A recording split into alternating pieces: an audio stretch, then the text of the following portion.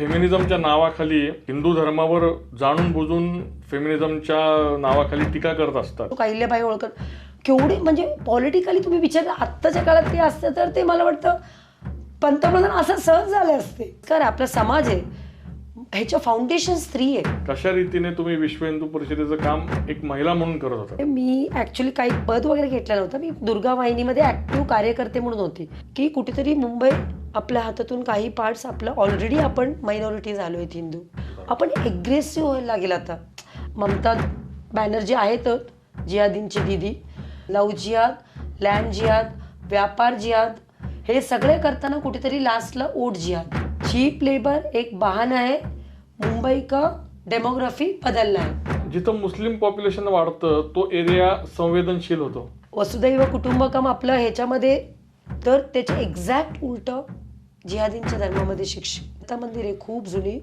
तिथे ईदच्या दिवशी रात्री मटण बनवलं त्या कंपाऊंडमध्ये, 400 लोक जेवले आणि हिंदूंनी विरोध केला तर त्यांना आपको काट डालेंगे असं भाषा येतं लगेच. 10 आले 100 आले, मग पूर्ण एरिया त्यांच्या एक मिनी दौलतनगर. 20 वर्षात हिंदू पॉप्युलेशन फक्त आणि फक्त 50-52% राहील. फक्त हम दो हमारे एक आम्ही फॉलो करतोय, बाकी सगळे हम दो हमारे 4-6. 0 नंबर म्हणजे एजंट आणि 0 नंबर BMC वाल्याला काय बोलणार, आप इसमें गिरने का नहीं, आपको महीने को इतना मिलेगा, अच्छा इधर मेरे लोक भेटेंगे. छत्रपती शिवाजी महाराजांनी आपल्यासारखे म्हणजे वरती लोकांवरती विश्वास ठेवून काहीतरी ठेवून गेले असतील ना. आपल्या म्हणतात ना भगवा से सजा मेरा देश चाहिए बस. शेख हसीना पळून गेले तिथून. त्याच्यानंतर हिंदूंवरती भयंकर अत्याचार झालं. त्याच्यानंतर आम्ही विचार केला दादरमध्ये पण एकही बंगाली बोलणाऱ्यांना बसायला द्यायचंच नाही. असं बघितलं तर भारतातल्या चारही बाजूनी आम्हाला कुठेतरी म्हणतात ना चक्रव्यूहामध्ये आपल्याला ट्रॅप करतायत की काय. अबू आझमी येऊ दे, अमीन पटेल येऊ दे किंवा काँग्रेसचे पूर्ण पॅनल येऊ दे, पण हिंदुत्वासाठी आम्ही काम करत राहणार. ते मी वाचलं मुल्ला के एजंट. मुल्ला के एजंट आपले हिंदूच असतात ना. जेव्हा आधी म्हटलं की खूप लोक घाबरतात, अरे ते लोक खूप शॉर्ट टेम्पर असतात, काय करतात, खूप डरपोक असतात. फक्त तुम्ही आवाज काढायचा बस. जिहाद्यांच्या मॉबमध्ये 100-200 जिहादी थांबलेले असताना रस्त्यात आडवी गाडी लावणं आणि त्या जिहाद्यांना खडसावून सांगणं की हे इथं चालणार नाही, ये रस्ता क्या तुम्हारे बाप का है क्या, और तुम्हें घर में घुस के मारेंगे. जिहाद्यांना ठोकणारी अशा सौ अक्षताची तेंडुलकर.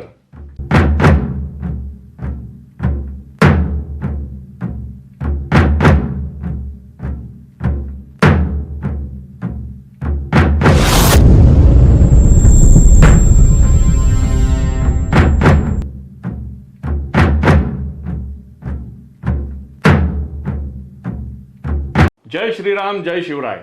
मी निलेश रमेश भिसे. रगरग शंभू मेरा परिचय, रगरग शंभू मेरा परिचय. तेंडुलकर हे नाव कोणाला माहीत नाही. आज आपल्या सॅफ्रॉन फेमिनाईनमध्ये ज्या गेस्ट आल्यात त्यांचं पण नाव आहे तेंडुलकर. तेंडुलकर म्हणल्यानंतर आपल्याला आठवतो तो सचिन, ज्याने अनेक वेळेला षटकारांमागून षटकार मारून सगळ्या भारतीय प्रेक्षकांना मंत्रमुग्ध केलंय आणि भारतीय संघाला विजय प्राप्त करून दिलाय. त्याच धर्तीवर तेंडुलकर आज ज्या गेस्ट म्हणून आपल्याकडे आलेले आहेत त्यांचं देखील कर्तृत्व हे असंच आहे, फक्त धावपट्टी वेगळी आहे. सचिन तेंडुलकर देखील मुंबईचाच आणि आपल्याकडे जे तेंडुलकर आलेले आहेत त्यांचं नाव आहे अक्षता तेंडुलकर आणि त्या देखील मुंबईच्याच. मी म्हणलं ती धावपट्टी फक्त बदललेली आहे, पण षटकार मारण्याचं जी त्यांची कला आहे ती सचिन तेंडुलकरला देखील मागे टाकेल अशी आहे. प्रत्यक्ष फील्डवर उतरून, रस्त्यावर उतरून अनधिकृत ज्या काही गोष्टी चालतात त्या अनधिकृत गोष्टी थांबवण्यासाठी दोन्ही हात जणू झाशीच्या राणी लक्ष्मीबाईप्रमाणे हातामध्ये नग्न समशेरी, नग्न तलवारी धारण केलेल्या असतात, त्याप्रमाणे त्यांचे दोन्ही हात चालतात आणि प्रखर अशी वाणी त्यांना लाभलेली आहे. अशा सौ अक्षता तेंडुलकर आज सॅफ्रॉन फेमिनाईनच्या पुढच्या एपिसोडमध्ये आपल्याशी गप्पा मारायला आलेल्या आहेत. उच्च विद्या विभूषित आहेत. BBM असं त्यांचं शिक्षण झालेलं आहे. त्याच्यानंतर ट्रॅव्हल आणि टुरिझममध्ये त्यांनी डिप्लोमा केला आहे. मुंबईमध्ये 27 वर्ष त्यांचं वास्तव्य आहे. 36 मतदारसंघ आहेत मुंबईमध्ये विधानसभेचे. त्याच्यामध्ये एकमेव सौ अक्षताजी अशा होत्या की ज्या स्वतः एका विधानसभेच्या अध्यक्षा आहेत, महिला अध्यक्षा. बाकी सगळीकडे पुरुष अध्यक्ष आहेत, पण एकच विधानसभा मतदारसंघ असा होता की तिथं पक्षाने त्यांना अध्यक्षा म्हणून नेमलं. सॅफ्रॉन फेमिनाईन या एपिसोडमध्ये आपण अशाच महिलांबरोबर गप्पा मारत असतो की ज्या स्वतःच्या कर्तृत्वावर हिंदुत्वाच्या क्षेत्रामध्ये राष्ट्रभक्ती जागरण करण्यासाठी हिरिरीने काही ना काहीतरी पुढे येऊन करत असतात. अशाच सौ अक्षताजी तेंडुलकर या आज आपल्याशी गप्पा मारायला आलेल्या आहेत. तर निलेश भिसे यूट्यूब चॅनलवर सॅफ्रॉन फेमिनाईनच्या पुढच्या एपिसोडमध्ये ज्या गेस्ट आल्या त्या सौ अक्षताजी तेंडुलकर. सौ अक्षताजी, आपलं मनापासून निलेश भिसे यूट्यूब चॅनलवर मी स्वागत करतो. धन्यवाद आणि सगळ्यांना जय श्रीराम. जय श्रीराम. मुंबईमध्ये तुमचं वास्तव्य आहे, हां. पण जन्मही मुंबईचाच? माझा जन्म, माझे शिक्षण कर्नाटकमधलं उडुपी डिस्ट्रिक्टमध्ये परकळा म्हणून छोटंसं खेडेगाव आहे. काय नाव गावाचं? परकळा. परकळा. हां. खरं म्हणजे आम्ही राजापूर सारस्वत ब्राह्मण आहे. विश्वास करा की म्हणजे जेव्हा मला कोणी बोलले ना कर्नाटकमध्ये, आम्ही घरी भाषा पण जो बोलतो त्याच्यात 70% मालवणी आहे अच्छा. आणि 30% कन्नड आणि बाकी म्हणतात ना लोकल इफेक्ट. तर मे बी आमचे पूर्वज महाराष्ट्रातून गोवा टू कर्नाटक मायग्रेट झालेले त्या टाईमला, पोर्तुगल टाईमला असेल म्हणून मे बी आमच्या रक्तात ते म्हणतात ना. त्या टाईमला असं होतं की पोर्तुगल जेव्हा महाराष्ट्र किंवा गोवा बॉर्डरला आले होते ना, तेव्हा नुसता पाव पण पाणी विहिरीत टाकलं की त्यांना धर्मातून बाहेर काढायचं म्हणे. माझा जन्म छोटंसं गाव आहे ते परकळ म्हणून, तिथलं आहे. लग्नानंतर म्हणजे माझं लग्न 20 वर्षात लग्न झाल्यानंतर मी मुंबईला आली आहे. अच्छा. हां. तर परकाळाचा तुमचा जन्म हो. आणि शिक्षण पण तिकडेच तिकडे म्हणजे ग्रॅज्युएशन तिकडे. अच्छा. मणिपाल म्हणून आहे, सगळ्यांना माहिती आहे. मणिपाल शिक्षणासाठी खूप फेमस आहे. होय. तिथलं माझं बॅचलर इन बिझनेस मॅनेजमेंट मी ग्रॅज्युएशनमध्ये केलेलं आहे. अच्छा. हां. त्याच्यानंतर मुंबईला शिफ्ट लग्न झाले. झाल्यानंतर हो, मुंबईमध्ये इमिडिएटली शिफ्ट झाले. कसं आहे, आम्ही 3 बहिणी 1 भाऊ. अच्छा. तर माझ्या बाबांना एक असा विचार होता की मुलींना लवकर लग्न करूया, असं एक माझ्या बाबांचे विचार त्या टाईमला. पण कधी मला असं शिक्षणासाठी त्यांनी कधी आम्हाला अडचण नव्हतं, म्हणजे मुलींनी शिक्षण घ्यायलाच हवं अच्छा. असं. पण माझं शिक्षण ख्रिश्चन मिशनरी स्कूलमध्ये झालेलं. बर. पण गावा साईडला कसं होतं, सकाळी सरस्वती वंदना आमच्या स्कूलमध्ये कंपल्सरी असायचं. कसं असतं म्हणजे तुम्हालाही प्रश्न पडला असेल की मशिनरी स्कूल असून सरस्वती वंदना कसं घेतात. ते गाव आमचं हिंदू मेजॉरिटी गाव आणि त्याच्यानंतर गावी एकी होती आणि गाववाल्यांचं लक्षही होतं की शाळेत काय होतोय काय नाही. त्याच्यामुळे त्यांना दुसरा ऑप्शनही नव्हता की सरस्वती वंदना घ्यावंच लागायची. का म्हणजे जे शिक्षक होते सगळे लोकल होते, हिंदू होते आणि त्याच्यामुळे ते गाववाल्यांनी एक दिलेला रूल्सच होता की सकाळी आपल्याला सरस्वती वंदना आपल्या मुलांकडून घेऊन घ्या, करून घ्या बस. त्याच्यामुळे म्हणून म्हणतो ना, एक हे तो सेफ इथे कळतंय. बरोबर. म्हणजे मिशनरी शाळा असली तरी सरस्वती वंदना कंपल्सरी घ्यावी. कंपल्सरी. कधी आम्ही म्हणजे माझ्या 7वी पर्यंत प्रायमरी स्कूल ते कधी मी बायबलचे एक सिंगल सेंटेन्स मी कधी बोलली पण नाहीये ना, अशी ऐकलं पण नाही. म्हणजे ते बोलायचे पण आपल्याला कधी कंपल्सरी नव्हतं का, म्हणजे गावमधलं त्याच्यावर लक्ष होतं स्कूलवर. अच्छा. ब्रिटिश एराच्या अगोदरच्या शाळा होत्या ते, माझ्या आजी आणि त्या टाईमपासूनच्या. बरं. हां. ग्रेट. हिंदुत्वाच्या कार्याशी जे तुम्ही जोडले गेलात ते लग्न झाल्यानंतर मुंबईमध्ये आल्यानंतर का जेव्हा तुम्ही कर्नाटकमध्ये होतात, तुमच्या जन्मगावी होतात, तेव्हाच तुमची सामाजिक कार्याशी ओळख झाली? कर्नाटकला असताना सुद्धा संघाची संबंध होतं. म्हणजे कसं, गावाला RSS खूप स्ट्रॉंग आहे, आपल्या इथे शाखा वगैरे लागायची. पण असं काही समाजसेवा किंवा असं काही तिथे गावी नव्हतं लग्नापर्यंत. लग्नानंतर जेव्हा मुंबईला आली, आमच्या घराच्या बाजूला म्हणजे 2 घर सोडून विश्व हिंदू परिषदच्या मेन जो पिरोजो मॅन्शनला कार्यालय आहे ते कार्यालय आहे. तर खूप एकदम घरचा संबंध आपल्या आणि विश्व हिंदू परिषदेच्या कार्यालयाचे असायचे. म्हणजे बरेच वेळा असं म्हणजे सिलेंडर संपलं तरी आपल्या इथून जायचं किंवा असं एवढं संबंध चांगलं होतं आपलं. आणि तिकडचे सगळे आपले जे पदाधिकारी आहेत विश्व, त्यांच्याही माझे खूप छान संबंध होतो त्या टाईमला. मग त्याच्यानंतर आम्ही काही कामामुळे आम्ही गोव्याला शिफ्ट झालो होतो. तिथे गोव्याला मी जवळून पाहिलं की जसं हिंदूनं कसं कन्व्हर्जन करण्यात येतं ते बघितल्यानंतर जे एक राग आहे ना, मग ते कुठेतरी असं वाटलं काहीतरी आपण करायला हवं. अच्छा. ह्याच्यासाठी आपण काहीतरी नुसतं बघून काय होणार नाही. आता आपण आपले जे संघटन जे हिंदुत्वासाठी काम करतायत त्याच्यामध्ये आपण पर्सनली आपण फिजिकली त्याच्यात जॉईन होऊन आपण काहीतरी हिंदुत्वासाठी करायला हवं आणि हे सगळं थांबायला हवं. मग मी त्यांना कॉल केला तिथे. त्याच्यानंतर तिकडच्या गोव्याच्या पण लोकल जे विश्व हिंदू परिषद जे काम बघतात त्यांचा नंबर घेतला आणि ऑफिशियली मी तिकडे जॉईन करून नंतर कामाला मी सुरुवात केलं. आपल्याला कुठेतरी हे थांबायला जे कन्व्हर्जन्स वगैरे होत आहेत कुठेतरी थांबवायचे आपल्याला. बरोबर. म्हणजे कर्नाटकमध्ये असतानाच संघाशी ओळख झाली होती, संघाच्या कार्याशी. लग्न झाल्यानंतर जिथं तुम्ही स्थायिक झाला तिथं जवळच विश्व हिंदू परिषदेचं कार्यालय होतं. त्याच्यानंतर तुम्ही गोव्यात कामानिमित्त गेलात, तिथं तुम्हाला प्रकर्षाने कन्व्हर्जनचं प्रमाण दिसलं आणि मग आपसुकच तुम्हाला वाटलं की आता आपण सक्रियपणे हिंदू संघटनेमध्ये गेलं पाहिजे, विश्व हिंदू परिषदेचं काम केलं पाहिजे. काय गोव्यामध्ये काय होत होतं, कशा प्रकारे कन्व्हर्जन होत होतं किंवा तुम्हाला काय निदर्शनात आलं? तिकडे कसं आहे तिथे मेजर लेबर क्लास जे आहेत ना कर्नाटक बॉर्डरमधून जे मायग्रेट होतं ते आणि त्यांच्या फायनान्शियल कंडिशन लोकल जे गोवेन आहेत त्यांच्यापेक्षा डेफिनेटली ते एवढं हे स्ट्रॉंग नाही आहे. तर ह्यांना फायनान्स किंवा पैसेचे आमिष देऊन किंवा बरेच वेळा त्यांच्या प्रेयर सेंटर्स असतात तिकडे त्यांना बोलवलं जातं आधी. मग हळूहळू ब्रेन वॉश.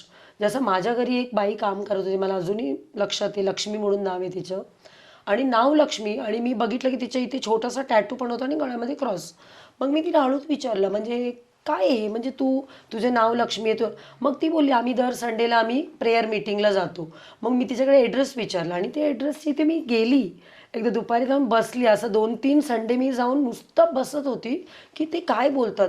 लिटरली ते ऐकताना म्हणतात ना आपलं BP असं शूट व्हायचं की नाही आत्ता उठून ही रेस्पॉन्स करूया. नाही मग मनात विचारलं नाही त्यांचं पूर्ण ऐकून घेऊ, हे कसं आपले लोकांना कन्वर्ट करतात, त्यांचं काय टेक्निक आहे हे सगळं. म्हणजे आपल्या देवाबद्दल नेगेटिव्ह बोलणं किंवा अंधश्रद्धा आपल्याला म्हणतात नाही लोक, तिथे जे काय ते बोलतात ना ते अंधश्रद्धाच्या पलीकडचे आहेत. तुम्ही अंधश्रद्धेचा जो विषय सांगितलात की अंधश्रद्धा म्हणजे काय असं सांगायचं ते की लोकांच्या अंधश्रद्धेचा फायदा घेऊन कशा रीतीने ते त्यांचं कन्व्हर्जन करायचे? कसं असतं तिकडे मोस्टली जे हिंदू होते ते जास्त शिक्षित किंवा असं काही नव्हते. खूप साधारण घरातले महिला वगैरे, जास्त करून महिलांना ते टार्गेट करायचे, पुरुष पण नाही. अच्छा. हां, मेजॉरिटी जे प्रेयर सेंटरला किंवा त्या हॉलमध्ये मी एक ऑब्झर्व केलं की महिला आणि जास्त शिक्षित पण महिला नाही आणि फायनान्शियली पण जो आपण म्हणतो विकर सेक्शनच्या महिला. आणि त्यांना आपलं हिंदू धर्माबद्दल असं नेगेटिव्ह ब्रेन वॉश करायचं की तुमच्या देव काय करत नाही आहे, बघा तुम्ही आजारी पडला तरी काय होत नाही आहे. किंवा असंही म्हणायचे की बघा आमचा जो देव आहे ज्याला आम्ही त्याला पाणीमध्ये टाकलं की तो फ्लोट होईल, पण तुमच्या देवाच्या मूर्ती टाकलं की तो डुबतो. अच्छा. हां, बुडून जातो. किंवा मिशनरीजकडून जे पैसे येतात तिथून त्याच्याही कुठेतरी ओपनली त्यांना ते पैसे किट वगैरे देऊन त्याच्यामध्ये तांदूळ डाळ त्यांना महिन्याचे जे काय सामान असतो त्याच्या त्यांना दिले जायचं. किंवा आपले महाभारत रामायणमधले बघा राम इतना ये है तो सीता को कैसे किडनॅप किया. अच्छा. हाँ, असा पद्धतीने द्रौपदीचे देखो भगवान है तो फिर द्रौपदी का वस्त्रहरण कैसे हुआ. हे सगळे बारीक सगळे महिलांना जो कनेक्टेड विषय आहेत असा विषय घ्यायचा, महिलांना विचार करायला लागायचे की मग राम ने वो जो जब सीता प्रेग्नेंट थी फिर देखो आपके राम ने उनको ऐसे किया. बेचारे ह्या महिलांना त्याच्यामधले पूर्ण स्टोरी माहीत नसतं. मग त्यांना वाटायचं हा बाबा असं कसं, असं आपल्या महिला विचार करायला लागायचे. मग असं सगळ्या गोष्टी होते त्याच्यात. खूप म्हणजे आपल्या धर्माबद्दल खूप नेगेटिव्ह बोलायचं तिथे. असं बोलून बोलून त्यांचं मेन ब्रेन वॉश करण्यात येत पद्धत त्यांचं. म्हणजे रामायण आणि महाभारत हे जे अस्सल ग्रंथ आहेत या ग्रंथाचं वाचन हिंदू लोक पण करत नसल्यामुळे आणि कादंबऱ्या सिरियल्स याच बघत असल्यामुळे मग त्यांना माहितीच नाही की आपला धर्म काय आपल्या त्याच्या धर्मग्रंथामध्ये आपल्या रामायण आणि महाभारत आपल्यासाठी केवढं म्हणतात नाही हिंदूसाठी किती महत्वाचे आहेत. पण आपले 90 म्हणजे मला वाटतं 70-80% लोकांना मग आपण कधी ते वाचले वाचले नसेल नसतात. त्याच्यात काय आहे, कशासाठी हे सगळे आहेत म्हणून हे माहीतच जे नाहीये. हे जे उत्तरकांड जे आहे रामायणातलं, त्याच्यातले हे सगळे दाखले देऊन की बाबा सीतेचा त्याग केला, असं केलं तसं केलं, हे उत्तरकांड पण प्रक्षिप्त आहे. वाल्मिकी रामायणामध्ये नाहीयेत हे श्लोक, पण हे जे पिढ्यानपिढ्या नॅरेटिव्ह सेट केले गेले की वेदांच्या ऋचांचे चुकीचे अर्थ काढणं, आपल्या धार्मिक ग्रंथांमध्ये काही मुद्दामून स्टोरीज घुसडणं, मुद्दाम आणि तेच सिरियलमध्ये आणि कथा कादंबऱ्यांमध्ये दाखवल्यामुळे मग आता तेच लोकांना वाटतं, आणि मग हे मिशनरीज लोक अशा घुसडलेल्या कथांचा फायदा घेऊन त्यांचं आणि सो कॉल्ड फेमिनिस्ट पण होय. त्यांना अर्धवट नॉलेज ते असं दाखवतात. मग बघा, हा, मी ऍक्च्युली फेमिनिझमकडे येणारच होतो. तुम्ही बोलताना सो कॉल्ड फेमिनिस्ट असा उल्लेख केला तर मला चांगलं वाटलं की आपल्याला जो अपेक्षित मुद्दा आहे तो तुम्ही बोलला. तर काय तुम्हाला वाटतं की फेमिनिझमच्या नावाखाली ज्या काही महिला आज स्त्री मुक्तीचे नारे देत असतात आणि हिंदू धर्मावर जाणून बुजून फेमिनिझमच्या नावाखाली टीका करत असतात, तर हे सगळं चित्र बघितल्यानंतर तुमची काय परिभाषा आहे फेमिनिझमची? काय झालंय आत्ताच्या जनरेशनमध्ये बरेच लोक, एकता कपूरच्या सिरियल मधली जी महिला दिसते ना, ती सशक्त महिला वाटते. तर फेमिनिस्टिक व्ह्यूज पण बरेच लोकांच्या तिथूनच. आता काय असतं, दिवसभर ते OTT मध्ये किंवा असे सिरियल्स बघतात, त्याच्यामुळे त्यांना असं वाटतं महिला सशक्तीकरण म्हणजे ते एकता कपूर सिरियलमधली महिला आहे. आपल्या भारतात असे कितीतरी महिला वॉरियर्स आपण म्हणतो. म्हणजे पुण्यश्लोक अहिल्याबाई होळकर असतील किंवा जिजाऊ असतील, असे अनेक महिला, राणी लक्ष्मीबाई असतील, ज्यांनी नुसतं ग्रंथ नाही आणि एका बाजूनी त्यांचं शिक्षण असेल, दुसऱ्या बाजूला त्यांना पराक्रमी होते. ते त्यांच्या मातृभूमीसाठी रक्षणासाठी असेल, धर्मरक्षणासाठी त्यांनी पूर्णपणे ते उतरले होते. असं नाही की ते शिक्षित नव्हते, त्यांना प्रत्येक ग्रंथाचं नॉलेज होतं त्यांना. तेवढं त्यांना वेपन वापरता पण येत होतं.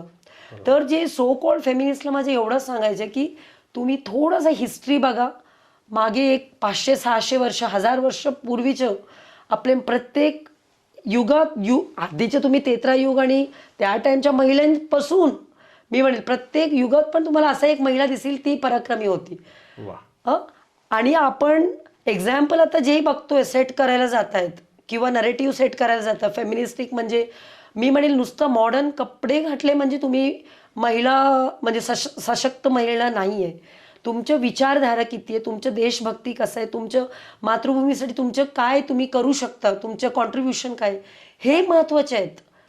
का म्हणजे अगोदरच्या पिढीमधले अहिल्याबाई होळकर आपण म्हणू, पुण्यश्लोक अहिल्याबाई होळकर, केवढे म्हणजे पॉलिटिकली तुम्ही विचार, आत्ताच्या काळात ते असतं तर ते मला वाटतं पंतप्रधान असं सहज झाले असते. एवढं त्यांच्याकडे पॉलिटिकल नॉलेज होतं. इकॉनॉमी, आर्थिक आपण म्हणतो, त्या टाइमला ती महिला सशक्तीकरणासाठी महेश्वरी साडी आपण म्हणतो, त्यांनी ते स्टार्ट केलेले आहेत. जे वॉर विडोज होत्या त्यांच्यासाठी त्यांनी ते म्हणतात ना, one of the finest cotton आपण म्हणतो आपल्या देशातलं महेश्वरी कॉटन आहे. तर आपण ते क्रेडिट आपण अहिल्याबाई होळकरांचे आहेत. आणि त्यांच्याकडे महिलांची आर्मी पण होती त्यांची स्वतःची. तारा राणी असतील, अब्बाका राणी असेल, साऊथला तुम्ही गेला तर. हां, म्हणजे अब्बाका राणी तरी पोर्तुगल बरोबर त्यांची लढाई होती. यंग विडो, म्हणजे तुम्ही बरेच राणी बघितलं तर त्यांचे ते सगळे खूप म्हणजे हार्डली 20-22 वर्षातले राणी होते. ते त्यांचं म्हणतात ना, नवरा खूप लवकर वारले किंवा असं काय, पण ते कुठे ना घाबरता म्हणतात ना, त्या पद्धतीने ते जोशमध्ये त्यांनी उतरले त्यांच्या स्वराज्यासाठी किंवा त्यांच्या जे मातृभूमीच्या रक्षणासाठी. त्यांनी पुरुषांच्या लेवलमध्ये त्यांनी लढलेत. म्हणून आपण हे सगळे आपल्या मुलींना शिकवायला हवं, आपल्या येणाऱ्या पिढीला हे शिकवायला पाहिजे, ना की ते एकता कपूरचे सिरियल आणि OTT. मी तरी सरकारला विनंती करते, आधी ते OTT बॅन कर. मोदीजीने आता केलेले आहेत, बरेच गोष्टी बॅन पण झाल्या आहेत. आय एम थँकफुल की बरं झालं. खूप घाणेरडे OTT प्लॅटफॉर्म्स होते, खूप घाणेरडे. एक बाईला तुम्ही 3-3 नवरा दाखवतायत आणि त्याला काय अर्थात नाहीये. मग ते स्त्री मुक्तीची परिभाषाच आजकाल ही झाली आहे की कुठलंही बंधन नाही, स्वातंत्र्य म्हणायचं का स्वैराचार म्हणायचा याला, आणि ह्याच्यामधून ठरवून हिंदू धर्माच्या प्रथा परंपरांना टार्गेट केलं जातं. हिंदू धर्मातलं, हिंदू समाजातलं स्त्रीचं जे स्थान आहे ते एवढं महत्त्वाचं आहे आणि एवढं सर्वोच्च स्थान आहे ते डळमळीत करण्याचा जो प्रयत्न केला जातो त्याला एकतर खरं तर सडेतोड उत्तर तुम्ही तुमच्या आत्ता वाणीतून दिलंय.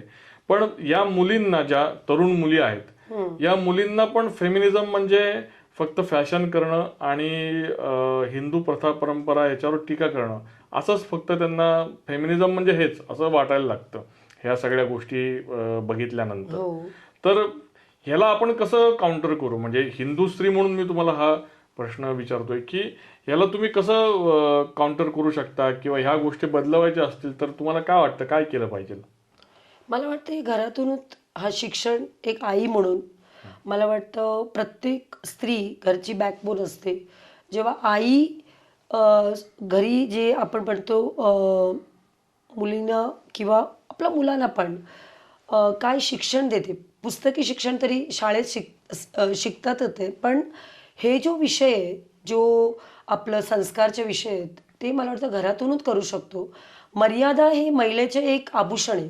मी म्हणते प्रत्येक महिलेचे एक लिमिटेशन असतं. तर ते आई कशी वागते तसंच मला वाटतं तिची मुली पण वागेल, किंवा आईचं कर्तव्य आहे की आपल्या मुलीला आपण काय कितीपर्यंत फ्रीडम द्यायचं किंवा फ्रीडमचं डेफिनेशन काय आहे. बरोबर. की रात्री 2 वाजता मुलगी दारू पिऊन आली म्हणजे ते एक्सेप्टेबल आहे का आपल्याला, किंवा मल्टिपल बॉयफ्रेंड असणं म्हणजे आपल्याला एक्सेप्टेबल आहे का? नाही आहे.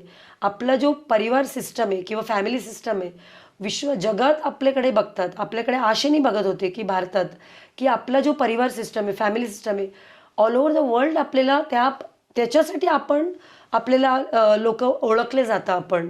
पण आज असं झालं आहे की युरोपवाले आम्हाला बघून शिकतायत, पण आपण कुठेतरी भरकटतोय. आज असं झालं आहे की इझिली डिवोर्सेस बघतो, लिव्ह इन बघतो, आणि आई बाबा प्राऊडली सांगतात कधी कधी. मला असं वाटतं आपलं कर्तव्य आहे हे सगळ्या गोष्टीला कुठेतरी आपण एक लक्ष्मण रेखा आखली पाहिजे. का म्हणजे नाहीतर असं वेळ येईल, फॅमिली सिस्टम आपलं पूर्ण डिस्ट्रॉय होईल.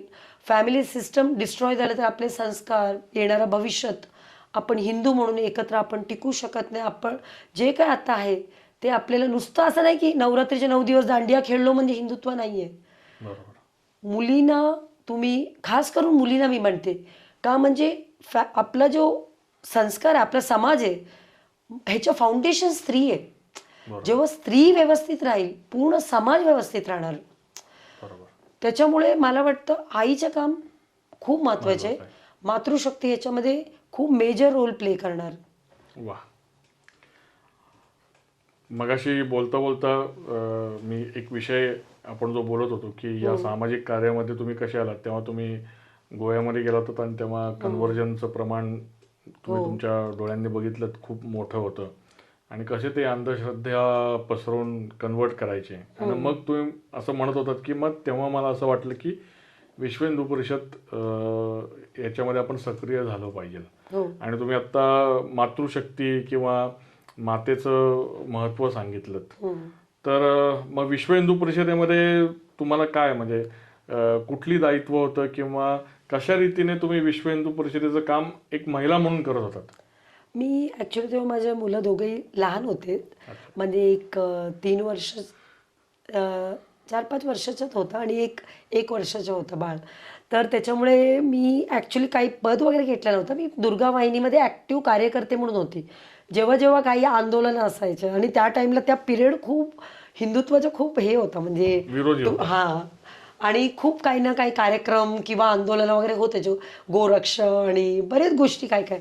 तर जेव्हा जेव्हा मला वेळ मिळायचा, आणि किशोरीताई म्हणून होते माझे, म्हणजे मी म्हणू शकते माझे फर्स्ट गुरु आहे. खूप कट्टर कोकणातले आहेत आणि मातृशक्तीमध्ये आता काम करते. त्या टाईमला ती दुर्गा वाहिनीचे काम बघायचे. त्यांच्या नेतृत्वाखाली मी 2 तलासरीला मी प्रॉपर हे पण केलं, शिबिर, 8 दिवसाचे शिबिर. पण त्याच्यात तलवार आणि हे ते सगळं आपलं म्हणतात ना, सेल्फ डिफेन्स.